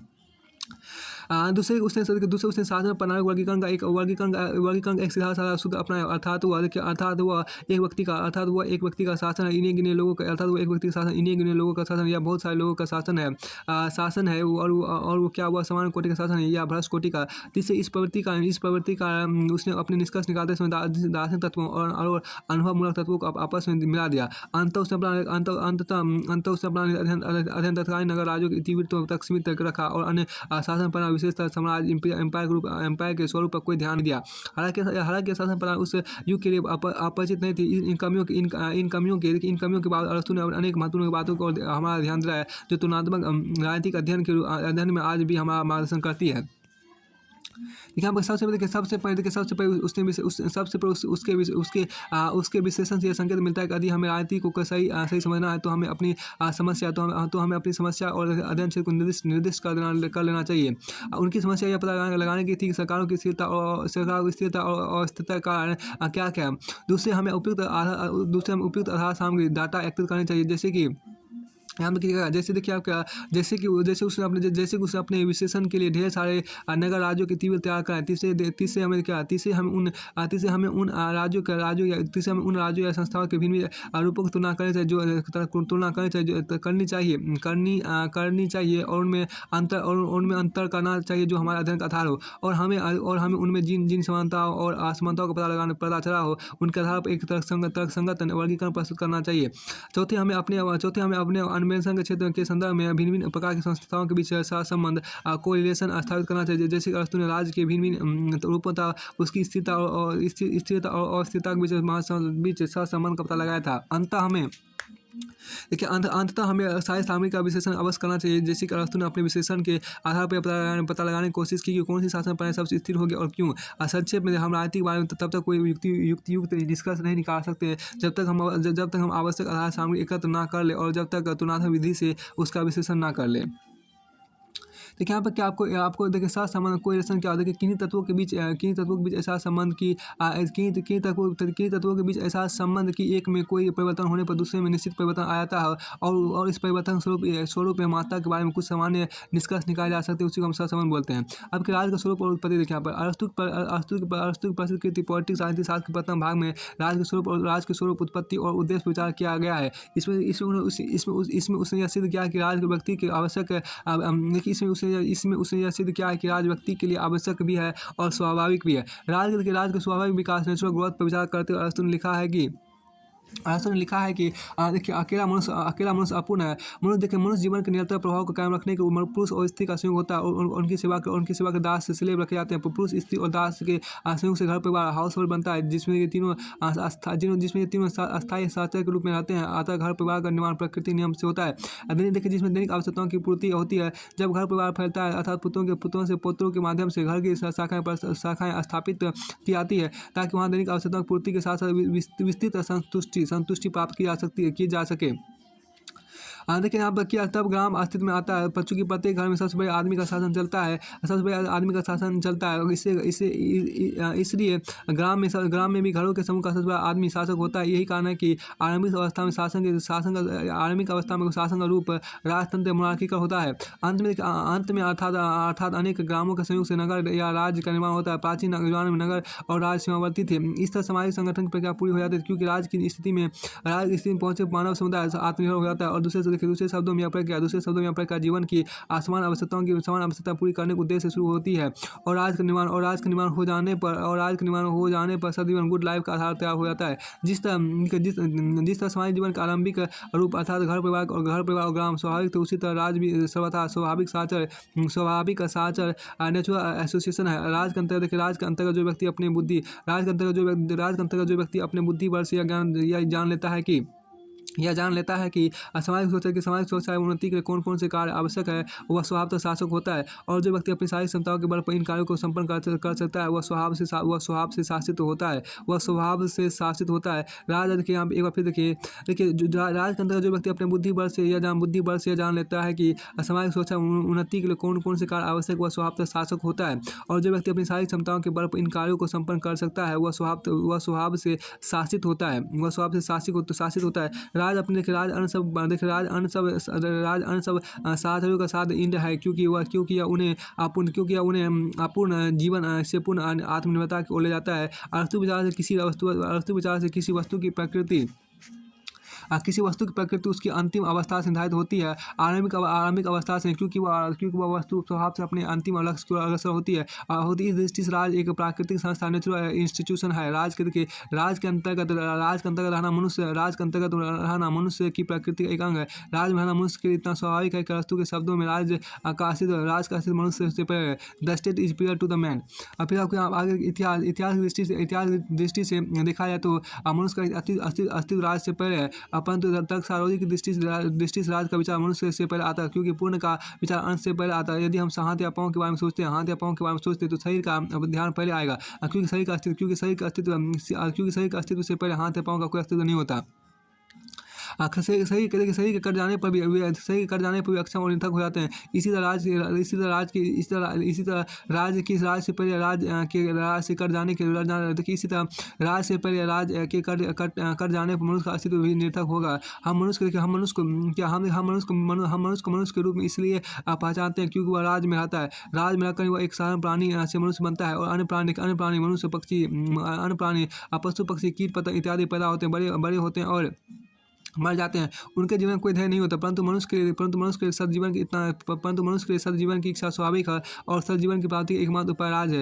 राज में देखिए, राज में रहना मनुष्य के लिए स्वतः स्वाभाविक है। अरस्तु के चिंतन में मानव जीवन के ऐसे किसी रूप के विवरण की कोई गुंजाइश नहीं है जो राज की उत्पत्ति से पहले की दशा को व्यक्त करे।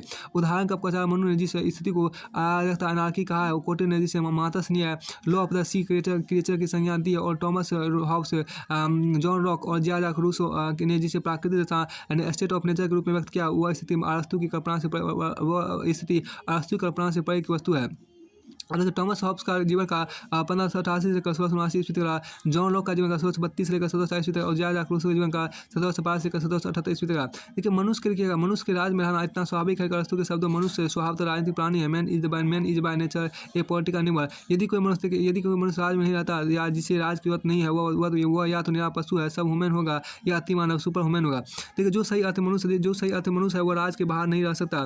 देखिए, अरस्तु की इस कथन का तात्पर्य यह भी है कि मनुष्य सजीवन की प्राप्ति के राज के अंतर्गत मिलजुल कर रहते हैं। उनका श्रम विभाजन, डिवीजन ऑफ लेबर उन्हें परस्पर आश्रित इंटरडिपेंडेंट बना देते हैं, और वे परस्पर सहयोग कोऑपरेशन के बल पर समाज को चलाते हैं। और यदि उनमें कोई मतभेद, डिस्कॉर्ड या संघर्ष कॉन्फ्लिक्ट पैदा होता है, तो वह एक असामान्य स्थिति, एबनॉर्मल सिचुएशन का संकेत देता है। इसकी रोकथाम का निवारण करना राज का कृत्य फंक्शन है। मनुष्य को राजनीतिक प्राणी सिद्ध करने के अरस्तु ने जो तर्क दी है, उन्हें इस तरह व्यक्त कर सकते हैं कि मनुष्य स्वभाव से समूह बनाकर रहते हैं, मनुष्य घर परिवार बनाते हैं। मनुष्य घर परिवार बनाते हैं। घरों के संयोग से ग्राम बनते हैं, ग्रामों के संयोग से नगर एवं राज्य बनते हैं। मनुष्य की तरह घर परिवार और ग्राम भी आत्मनिर्भर नहीं होते, बल्कि वह राज्य ऐसी इकाई है जो सही अर्थ में आत्मनिर्भर है। अतः राज का निर्माण स्वाभाविक है। मनुष्य का ध्येय सदजीवन की प्राप्ति है। घर परिवार और ग्राम उसे अपने सीमित क्षेत्र में सदजीवन प्रदान करते हैं, परंतु राज ऐसा संगठन जो उसे समझ से सदजीवन प्रदान करता है, और मनुष्य न्याय, जस्टिस और अन्य इनजस्टिस के प्रश्नों पर तर्क करने की क्षमता रखते हैं। सदजीवन की प्राप्ति के इस क्षमता का प्रयोग जरूरी है। केवल आज ही मनुष्य को इस क्षमता के प्रयोग का उपयुक्त क्षेत्र और अवसर प्रदान करता है। यह बात ध्यान देने की है कि राजनीति के बारे में अरस्तु की धारणा आज के युग में प्रचलित धारणा से बता भिन्न है। आज के युग में परस्पर मतभेद, खींचतान और दबाव के तौर तरीके कुराती के समान लक्ष्य माने जाते हैं। राज यथासंभव इनके बीच में ऐसा रास्ता बनाने की कोशिश करता है जिस पर सब लोग कम से कम तात्कालिक परिस्थिति में चलने को तैयार हो। आज हम साधारणतः व्यंग में ही किसी व्यक्ति को राजनीतिक प्राणी, पॉलिटिकल एनिमल कहते हैं, क्योंकि वह ऐसा व्यक्ति होता है जो साधारणतः दूसरों के हित को परे रखकर अपने गुट के हितों को बढ़ावा देने की जुगाड़ करता है। अरस्तु चिंतन में इस तरह के राजनीतिक प्राणी के लिए कोई जगह नहीं है। फिर अरस्तु के अनुसार राज एक प्राकृतिक संस्था के अलावा एक नैतिक संस्था, मोरल इंस्टीट्यूशन भी है। अरस्तु ने राज के आंगिक सिद्धांत, organic theory of the state का समर्थन करते हुए तर्क दिया कि राज और व्यक्ति में वही संबंध है जो शरीर और उसके विभिन्न अंगों में पाया जाता है। जैसे शरीर के विभिन्न अंग अपनी पृथक क्षमता के अनुसार भिन्न कार्य संपन्न करते हैं, वैसे ही समाज में विभिन्न मनुष्य अपनी पृथक योग्यताओं के अनुसार भिन्न कर्तव्यों का पालन करते हैं। मनुष्य राज के भीतर अपने अधिकारों और कर्तव्यों का निर्वाह करते हुए नैतिक गुण वर्च्यू अर्जित करता है। समाज के विभिन्न वर्गों में कार्यों का विभाजन होने से सभी मनुष्य एक दूसरे को अपने गुणों से लाभ पहुँचाते हैं। इससे हमारे मन में अपने साथियों के प्रति दायित्व, स्नेह, ममता और सहयोग इत्यादि की भावना प्राप्ति है, जिससे हमारा शरीर उन्नत हो जाता है। अरस्तु यह मानता था कि अरस्तु यह मानता था कि भिन्न भिन्न मनुष्यों में भिन्न भिन्न योग्यताएं पाई जाती है, परंतु सबका हित एक ही व्यवस्था में निहित है। अरस्तु को विश्वास था कि पुरुष स्त्रियों से श्रेष्ठ जन, स्वतंत्र जन फ्रीमैन और दासों स्लेवों से स्वतंत्र जन फ्रीमैन, दासों स्लेव से श्रेष्ठ है, और यूनानी लोग बर्बर जातियों से श्रेष्ठ। उसने तर्क दिया कि जो मनुष्य स्वामी बनने की योग्यता रखता है और जो दास बनने के योग है, उन दोनों का हित ऐसी व्यवस्था में निहित है जिसके अंतर्गत दास अपना जीवन अपने स्वामी की सेवा में लगा सके। इस तरह अरस्तु यूनानी जाति का आधिपत्य दास प्रथा और पुरुष प्रधान पर समाज का प्रवक्ता सिद्ध होता है। इस प्रकार अरस्तु यूनानी जाति का आधिपत्य दास प्रथा और पुरुष प्रधान समाज का प्रवक्ता सिद्ध होता है। अब टॉपिक फॉर विधि का रूल ऑफ लॉ देखिए यहाँ पर विधि का शासन, रूल ऑफ लॉ देखिए यहाँ पर राज प्रकृति पर देखिए यहाँ पर क्या राज प्रकृति विचार करते समय अरस्तु ने दो तरह की व्यवस्थाओं में अंतर किया है। एक तरह की व्यवस्था वो है जिसमें सरकार प्रचलित कानून या कानूनी संहिता लीगल कोड के अनुरूप शासन करती है। इस व्यवस्था को उसने कानून का शासन या विधि का शासन कहा है। दूसरी तरह की व्यवस्था वह है जिसमें सरकार किसी प्रचलित कानून से नहीं बंधी रहती, उसका आदेश ही तत्कालीन कानून होता है। इस व्यवस्था को अरस्तु ने पूर्ण सत्तावादी शासन एब्सोल्यूट रूल की संज्ञा दी है। राजतंत्र मोनार्की इसी श्रेणी में आपको आता है। यह बात महत्वपूर्ण है कि राजतंत्र के अंतर्गत शासक पूर्ण सत्ता एब्सोल्यूट अथॉरिटी का प्रयोग तो करता है, परंतु वह राज के हित से प्रेरित होता है। अतः सामान्य कोटि का शासन है। दूसरी ओर जब कोई शासक पूर्ण सत्ता का प्रयोग तो करता है, परंतु राज के हित से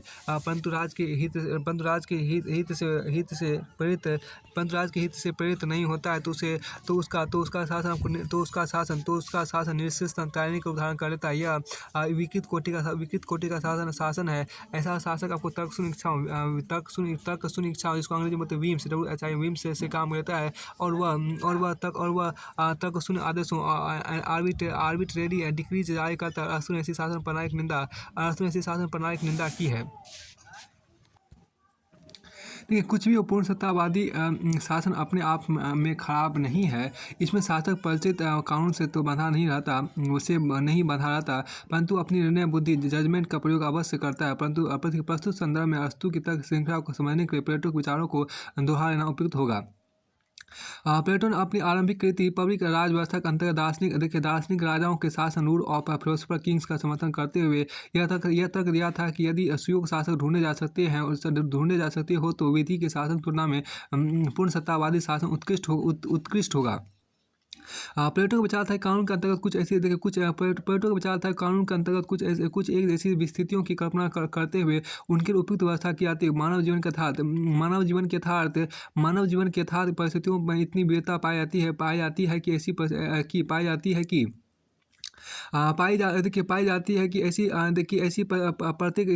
प्रत्येक स्थिति के कानून से मार्गदर्शन प्राप्त करना कठिन हो जाता है। जैसे निपुण चिकित्सक बने बनाए नियमों पर आश्रित नहीं रहता, बल्कि प्रस्तुत स्थिति का विश्लेषण करके प्रत्येक अवसर के उपयुक्त औषधि का निर्णय करता। वैसे ही निपुण शासक बने बनाए कानून से नहीं बना रहता, बल्कि अपनी विद्या के सहारे प्रत्येक मानवीय स्थिति के लिए उपयुक्त निर्देश देने में सक्षम होता है। सर्वोत्तम शासन प्रणाली वह होगी जिसमें शासन कला का मर्म के शासक अपने विवेक से सारे निर्णय करता है। परंतु प्लेटो ने अपनी प्रवर्ती कृति स्टेट्समैन राजमर्म के अंतर्गत यह स्वीकार किया है कि जब कोई सच्चा राजमर्म ट्रू स्टेट्समैन उपलब्ध ना हो तब सत्ताधारी पावर होल्डर्स को पूर्ण सत्ता प्रदान करना उचित नहीं होगा। ऐसी हालात में पूर्ण सत्तावादी शासन की तुलना में विधि का शासन वर्ण्य होगा। जो शासक सच्चे ज्ञान से संपन्न नहीं है, उन्हें पूर्ण सत्ता मिल जाने पर वे उसका प्रयोग स्वार्थ सिद्धि के करेंगे, न्याय को बढ़ावा देने के लिए नहीं करेंगे। ऐसी हालात में अन्याय सहन करने का स्थान पर ऐसी हालात में अन्याय सहन करने का स्थान पर उन असंगतियों एनोमैलीज को सहन करना अच्छा होगा जो कानून की त्रुटियों के कारण पैदा होती है। प्लेटो इस निष्कर्ष पर पहुंचा था कि वैसे तो विधि के शासन की तुलना में सच्चे ज्ञान से संपन्न लोगों का पूर्ण सत्तावादी शासन उत्तम है, परंतु साधारण लोगों के पूर्ण सत्तावादी शासन की तुलना में विधि का शासन वर्ण्य है। अरस्तू का यहाँ पे क्या क्या अरस्तू का विश्वास है कि यथार्थ जगत में केवल अरस्तु का विश्वास है कि यथार्थ जगत में केवल साधारण लोगों का शासन ही पाया जाता है, अतः व्यावहारिक दृष्टि से विधि का शासन ही उत्तम है। इस विषय पर अरस्तू के विचार उसकी तीन प्रसिद्ध कृतियों पॉलिटिक्स, राजनीति शास्त्र, एथिक्स, नीति शास्त्र और रिटोरिक अलंकार शास्त्र के भिन्न भिन्न अंशों में बिखरे हुए हैं। सब पर मिलाकर अरस्तु ने प्लेटो की स्थिति को स्वीकार किया कि कानून केवल सामान्य स्थिति के बारे में व्यवस्था देता है, इसलिए वो अपने आप में अधूरा है। उसकी विशेष परिस्थिति में उसके सही प्रयोग के बारे में निर्णय करना कठिन होता है। ऐसी हालत में यह देखना चाहिए कि यदि विधायक लेजिस्लेटर स्वयं वहाँ उपस्थित होता तो वो इसके बारे में क्या व्यवस्था देता तो इसके बारे में वह क्या व्यवस्था देता। मतलब यह कि विशेष परिस्थिति पैदा होने पर हमें कानून की भाषा लेटर ऑफ द लॉ से आगे बढ़े कानून की भावना स्पिरिट ऑफ द लॉ पर विचार करना चाहिए। देखा जाए तो शासन की प्रक्रिया में कदम कदम पर समस्या का सामना करना पड़ता है। दूसरे शब्दों में कानून को लागू करते समय अक्सर नया कानून बनाने की जरूरत पैदा हो जाती है। इससे कानून के विकृत प्रयोग की संभावना बढ़ जाती है। जब साधारण लोग सत्ता संभालते हैं तब उन्हें अपने विवेक डिस्क्रेशन से काम लेने का अवसर कम से कम मिलना चाहिए, ताकि कानून के विकृत प्रयोग की संभावना को रोका जा सके।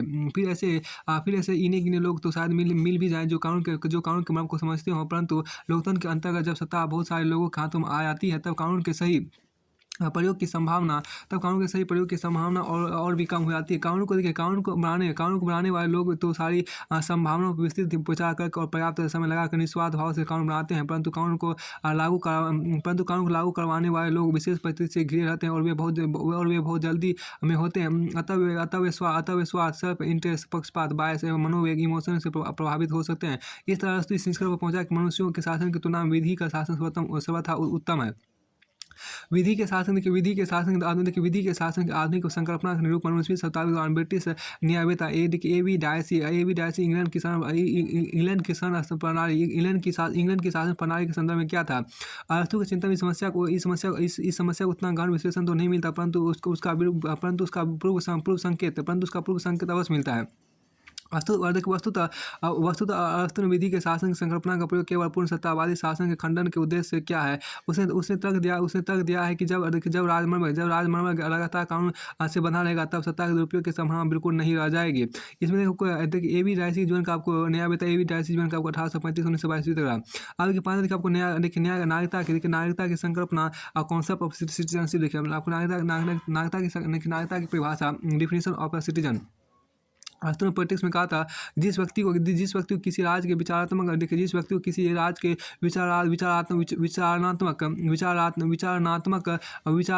अंग या न्याय के देखिए किसी व्यक्ति को जिस व्यक्ति को किसी राज्य के विचारणात्मक अंग या न्यायिक प्रशासन में भाग लेने की शक्ति प्राप्त हो उसे उस राज्य का नागरिक कहा जाता है। अरस्तु ने अपना कृति पॉलिटिक्स राजनीति शास्त्र खंड एक के अंतर्गत राज्य में परिवारों और ग्राम समुदाय के विशेष महत्व दिया है। और राज्य की परिभाषा को साचर्यों के साचर एसोसिएशन ऑफ एसोसिएशंस के रूप में दी है, परंतु इसके खंड 3 के अंतर्गत उसने राज्य को स्वतंत्र लोगों का साचर एसोसिएशन ऑफ फ्रीमैन की संज्ञा दी है। यहाँ पे आपको आगे देखिए यहाँ पर क्या कि इस दृष्टि से राज्य का संविधान और कॉन्स्टिट्यूशन राज्य के निवासियों को विशेष क्रम में रखने का प्रयास है। यहाँ अरस्तु ने यह स्वीकार किया कि राज्य का निर्माण व्यक्तियों के संयोग से होता है, अतः राज्य के अंतर्गत विभिन्न व्यक्तियों की स्थिति पर विचार करना जरूरी हो जाता है। इसके साथ ही नागरिक की पहचान भी जरूरी हो जाती है। अरस्तु के अनुसार देखिए अरस्तु के अनुसार आपको राज्य के सब निवासी उसके नागरिक नहीं होते। प्राचीन यूनानी नगर राज्यों में स्त्रियों, वुमेन, दासों, स्लेव और अन्य देशियों एलियंस को नागरिकता के दायरे से बाहर रखा था। अतः उन दिनों नागरिकता की वह संकल्पना विकसित होने की कोई गुंजाइश नहीं थी जो इंग्लैंड की गौरव में क्रांति ग्लोरियस रिवॉल्यूशन 1688 के बाद विकसित हुई और लगातार विकसित होते होते क्रांतिकारी राज्य वेलफेयर स्टेट के रूप में अपने तक संगत परिणाम तक पहुंची। देखिए गौरव में क्रांति ग्लोरियस रिवॉल्यूशन देखिए इंग्लैंड के इतिहास में 1688 की वह युगांतरकारी घटना जिसमें सम्राट जेम्स द्वितीय को राज सिंहासन से हटाकर उसकी पुत्री मैरी के पति विलियम ऑफ ऑरेंज का राज्याभिषेक किया गया था। देखिए अब जेम्स पूर्ण सत्तावाद एब्सोल्यूटिज्म का समर्थक था। मैरी और विलियम ने संसद की सलाह से देखिए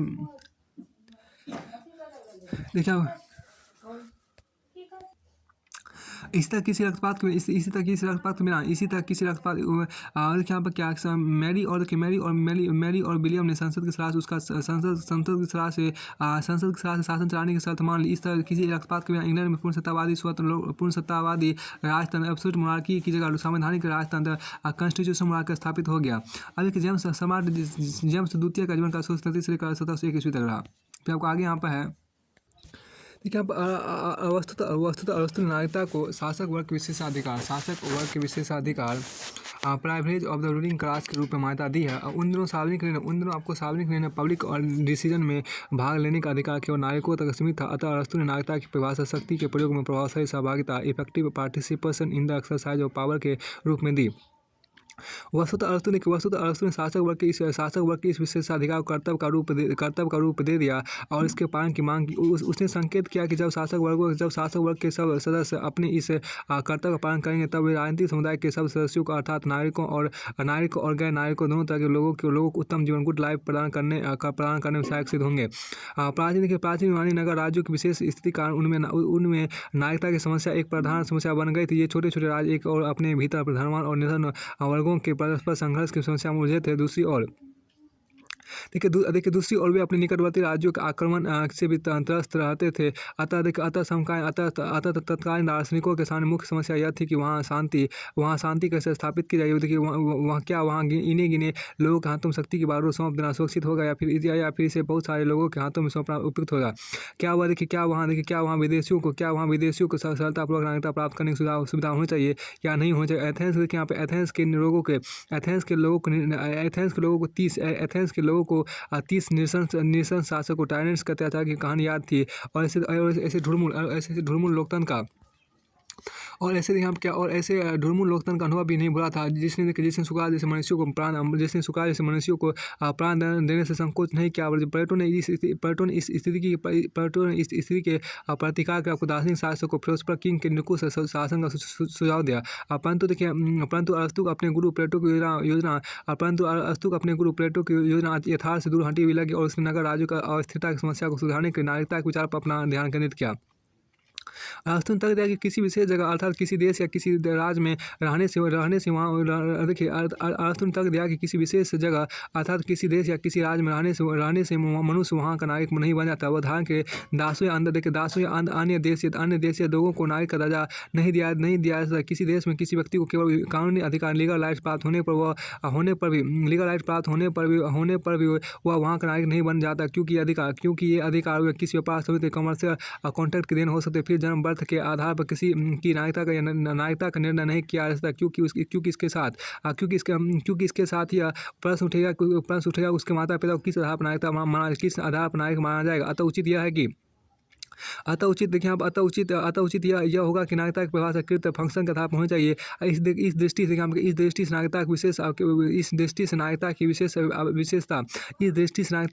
विशेषता केवल राजनीतिक अधिकार पॉलिटिकल राइट्स अर्थात न्याय के प्रशासन में भाग लेने का अधिकार और राजनीति पर पॉलिटिकल ऑफिस प्राप्त करने का अधिकार। अरस्तु विचार से राज्य के वही सदस्य नागरिक माने जाएंगे जिन्हें सार्वजनिक मामलों पर वोट देने का अधिकार प्राप्त हो और जो निर्धारित शर्तें पूरी करने पर सार्वजनिक पद प्राप्त कर सकते। यह जरूरी नहीं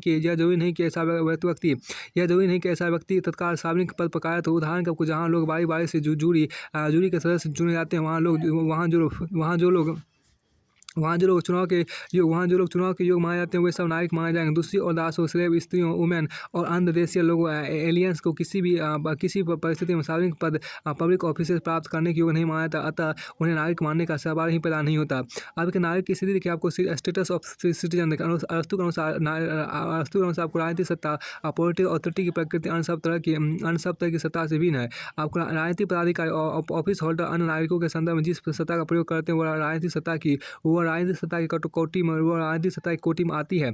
अतः इस सत्ता का प्रयोग आपको संविधान कॉन्स्टिट्यूशन के नियमों के अनुसार किया अर्थात जहाँ से शासन प्रणाली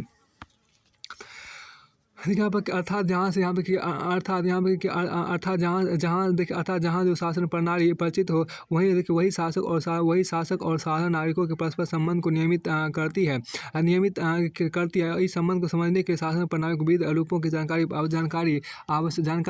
आवश्यक है। देखिए ये अरस्तु ने शासन प्रणाली के समान रूप नॉर्मल फॉर्म और भ्रष्ट रूप परवर्टेड फॉर्म की पहचान करके उनका विस्तृत वर्गीकरण प्रस्तुत किया। इस तरह के अनुसार राजतंत्र इस तरह के अनुसार आपको राजतंत्र, मोनार्की, निषेधतंत्र, टायरनी, अभिजाततंत्र, अरिस्टोक्रेसी, गुटतंत्र, ओलिगार्की, बहुतंत्र, पॉलिटी और लोकतंत्र, डेमोक्रेसी के अंतर्गत शासक और नागरिकों के परस्पर संबंध से भिन्न प्रतिमान पैटर्न पाए जाते हैं। अब अरस्तु के अनुसार आपको शासन प्रणालियों के विभिन्न रूप देखिए। अरस्तु के अनुसार आपको शासन प्रणाली के विविध रूप देखिए। यहाँ पर क्या शासन प्रणाली फॉर्म ऑफ गवर्नमेंट समान रूप देखिए नॉर्मल फॉर्म होगा, फिर आपको भ्रष्ट रूप परवर्टेड फॉर्म होगा। एक रूल ऑफ वन देखिए। आपको क्या शासन एक रूल ऑफ वन मतलब एक व्यक्ति का शासन में क्या होगा समान, एक व्यक्ति का शासन को समान रूप क्या होगा राजतंत्र, मोनार्की और रॉयल्टी होगा। निषेध तंत्र यानी कुछ तंत्र क्या होगा टायरनी और डेस्पोटिज्म होगा। और इन्हीं लोगों का शासन क्या रूल ऑफ द फ्यू मतलब क्या होगा इसका समान रूप रूल ऑफ फ्यू मतलब आपको इसका समान रूप होगा अभिजाततंत्र, अरिस्टोक्रेसी और आपको भ्रष्ट रूप क्या होगा गुटतंत्र और ओलिगार्की होगा। बहुत सारे लोगों के शासन में क्या रूल ऑफ द मैनी मतलब क्या आपको समान रूप क्या होगा बहुतंत्र पॉलिटी होगा और भ्रष्ट आपको लोकतंत्र डेमोक्रेसी होगा। राजनीतिक सत्ता अन्य सब प्रकार की सत्ता से कैसे भिन्न है। अरस्तु ने लिखा है कि पत्नी के संदर्भ पति की सत्ता प्राकृतिक नियम की देन अर्थात प्रकृति ने स्त्री को पुरुष से हीन अर्थात प्रकृति ने स्त्री को पुरुष से हीन बनाया। प्लेटो का विश्वास था कि स्त्री और पुरुष में एक जैसी योग्यता पाई जाती है, परंतु अरस्तु से सहमत नहीं। अरस्तु की दृष्टि में स्त्री के लिए सर्वोत्तम स्थान घर की चारदीवारी है जहाँ वह घरेलू मामलों सर्वोच्च होती है, परंतु घर के बाहर के मामलों में वह पुरुष के अधीन रहती है। इस अंतर को मिटाने का प्रयत्न नहीं करना चाहिए। इस तरह अरस्तु ने यहाँ तक इस तरह अरस्तु ने स्त्रियों को नागरिकता के अधिकार से वंचित रखने का तार्किक आधार ढूंढ लिया है। तो हालांकि आज के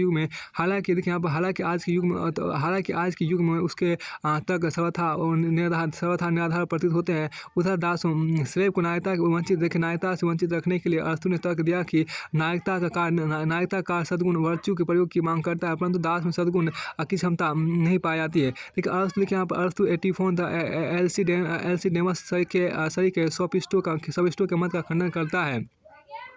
मत का खंडन करता है। जो दास प्रथा को अनुचित मानते हैं वे ये तर्क देते थे कि दास प्रथा समाज के द्वारा चलाई गई प्रकृति के द्वारा स्थापित नहीं की गई। इसके विपरीत अरस्तु दास प्रथा के प्राकृतिक आधार नैतिक औचित्य की ओर संकेत करता है। उसका विचार है कि शारीरिक मनस्थिति को कुंठित कर देता है। अतः शासन से कार्य चलाने के लिए जो एक बौद्धिक कार्य है बुद्धिजीवियों को पर्याप्त अवकाश लेजर मिलना चाहिए। प्रस्तुत संदर्भ में अवकाश का अर्थ काम से छुट्टी नहीं है। इसका अर्थ शारीरिक कार्य से मुक्ति ताकि व्यक्ति अपना सारा समय अध्ययन चिंतन मनन और कला साधना में लगा सके, जिनके लिए विशेष गुण एवं योग्यता की जरूरत होती है। जो कार्य समाज की भौतिक आवश्यकताओं मटेरियल नीड्स की पूर्ति के लिए किए जाते हैं उनके लिए इस अर्थ में अवकाश की जरूरत नहीं होती। अतः मिस्त्री, कामगार, किसान और दास अर्थात शारीरिक श्रम करने वाले शासन करने योग्य नहीं होते। अरस्तु के अनुसार जब दास शारीरिक श्रम से जुड़ा हुआ सारा काम संभाल लेते हैं तब स्वामी को अपनी बौद्धिक कार्य सुचारू रूप से करने के यथेष्ट अवकाश मिल जाता है। यहाँ अरस्तु को दास स्लेव शब्द का प्रयोग विस्तृत अर्थ में करता है। यहाँ तक कि व्यापारी और साहूकारों को वे दास की श्रेणी में रखता है क्योंकि इसका कार्य शारीरिक है, बौद्धिक नहीं। परंतु परिवार के संदर्भ में जब वह दास का उल्लेख करता है तो संभवतः उसका अभिप्राय ऐसा दास जिसे पालतू पशु की तरह बाजार में ठीक है। यहाँ अरस्तु दास स्लेव का शब्द का प्रयोग विस्तृत अर्थ में करता है। यहाँ तक कि व्यापारी और साहूकारों को भी दास की श्रेणी में रखता है क्योंकि इनका कार्य शारीरिक है, बौद्धिक नहीं। परंतु परिवार के संदर्भ में जब वह दास का उल्लेख करता है तो संभवतः उसका अभिप्राय है ऐसा दास जिसे पालतू पशु तरह बाजार में खरीदा और बेचा जाता है। ऐसे दास परिवार की सेवा के रखे जाते हैं और वही उनका पालन होता है। परिवार में सबसे बड़ा आपको पुरुष शासक होता है, स्त्री भी दासी तुल्य है और अन्य दास होते हैं। अरस्तु विचार है कि जिसका अवस्था बंधे बताए काम को बार बार दोहराना हुआ नागरिकता के योग नहीं हो सकता। नागरिक वही हो सकता है जो समाज की समस्याओं के बारे में चिंतन कर सके और उन्हें सुलझाने के समाज का मार्गदर्शन कर सके।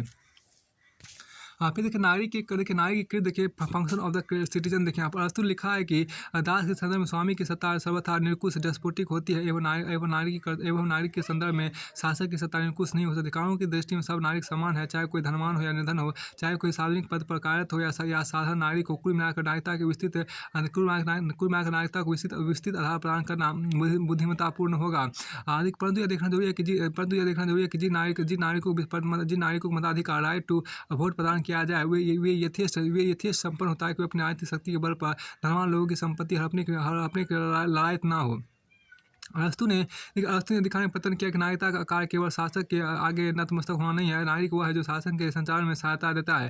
देखिए नारी का कर्तव्य वही लोग पूरा कर सकते हैं जिसमें राजनीतिक समस्याओं को विशेषण की विशेष क्षमता और इस कार्य के लिए जिन्हें पर्याप्त अवकाश लेजर सुलभ हो। देखिए अरस्तु के अनुसार केवल यूनानी लोग ही नागरिक बनने की क्षमता रखते हैं। फारस, पर्शिया और ये उत्तर के अत्यंत शीत प्रदेशों में नागरिकता का विकास संभव नहीं है। वहाँ के लोग जीवित रहने भर के साधन भी देखिए वहाँ के लोग जीवित रहने भर के साधन भी मुश्किल से जुटा पाते हैं, अतः वहाँ राजनीति की कोई गुंजाइश नहीं थी। दूसरी ओर उष्ण प्रदेश के लोग बहुत सुस्त होते हैं और कार्यभार से बचने के वे निरंकुश शासन डेस्पोटिज्म स्वीकार करने को तैयार हो जाते हैं, अतः वहाँ भी नागरिकता का विचार नहीं पनप पाता है। फिर जिस राज्य की जनसंख्या बहुत ज़्यादा हो वह भी सही अर्थ में राज नहीं रह जाता। जिस राज्य में 10,000 से ज़्यादा लोग रहते हैं वहाँ के लोग एक दूसरे से जान पहचान नहीं बना पाते, अतः उसमें परस्पर मैत्री स्थापित नहीं हो पाते जो नागरिकता के विकास के आवश्यक है। इस तरह अरस्तु विचार से तत्कालीन यूनानी नगर राज्य नागरिकता के सार्थक प्रयोग के उपयुक्त थे। अन्य किसी देश में इसके विकास की गुंजाइश नहीं थी।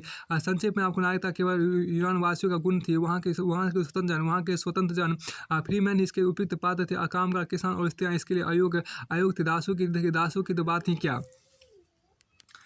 अब देखिए समालोचना क्या आप कहते हैं, समालोचना क्रिटिक में आप देखिए अरस्तु ने आपको नागरिकता की जो संकल्पना प्रस्तुत की उसमें तत्कालीन यूनानी सभ्यता को विशेष रूप से सराहा गया है और अन्य जातियों को असभ या बर्बर जातियों को श्रेणी में रखा गया। फिर यूनानी वासियों में भी एक विशेष वर्णता स्वीकार की गई जिसके सदस्य स्वतंत्र जन कहते थे। कामगार, स्त्री और दासों को नागरिकता से वंचित रखा गया है। फिर नागरिकता को छोटे छोटे राज्यों का गुण माना गया है जिनकी संख्या 10,000 से कम हो।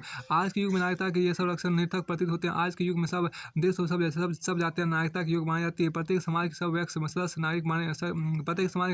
सदस्य नागरिक बनने की क्षमता रखते हैं। अरस्तु ने शारीरिक फिजिकल लेवल करने वालों को दास का दर्जा देकर नागरिकता से वंचित रखने की वकालत की है। इस तरह उसने मानव समुदाय के बहुत बड़े हिस्से के साथ अन्याय किया है।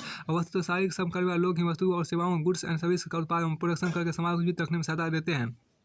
उन्हें सामाजिक प्रतिष्ठा वंचित कर अरस्तु ने सामाजिक प्रगति के राह में रुकावट डालने का काम किया। आधुनिक युग प्रगति से विचारक श्रम की गरिमा डिग्निटी ऑफ लेबर स्थापित करना चाहते हैं। आधुनिक भारतीय समाज दार्शनिक महात्मा गांधी ने सब नागरिकों के शरीर ब्रीड लेबर की आवश्यकता पर बल दिया ताकि सबकी न्यूनतम भौतिक आवश्यकता फिजिकल नीड्स पूरी की जा सके। अरस्तु के चिंतन में ऐसे प्रगतिशील विचार की कोई गुंजाइश नहीं है। फिर स्त्री को पुरुष की दासी का दर्जा देकर अरस्तु ने स्त्रियों के प्रति युग युगांतर से चले आ रहे अन्याय को बढ़ावा दिया। अरस्तु दास को स्वतंत्र जन से हीन मानते हैं, स्त्री को पुरुष से हीन मानता है। वह तर्क देता है कि दास में सद्गुण वर्च्यू की क्षमता नहीं पाई जाती, अतः स्वामी की सेवा करके दास उसके सद्गुण से लाभ उठा सकता है। सद्गुण की सद्गुण की क्षमता के बारे में अरस्तु की सारी धारणा गोलमूल है।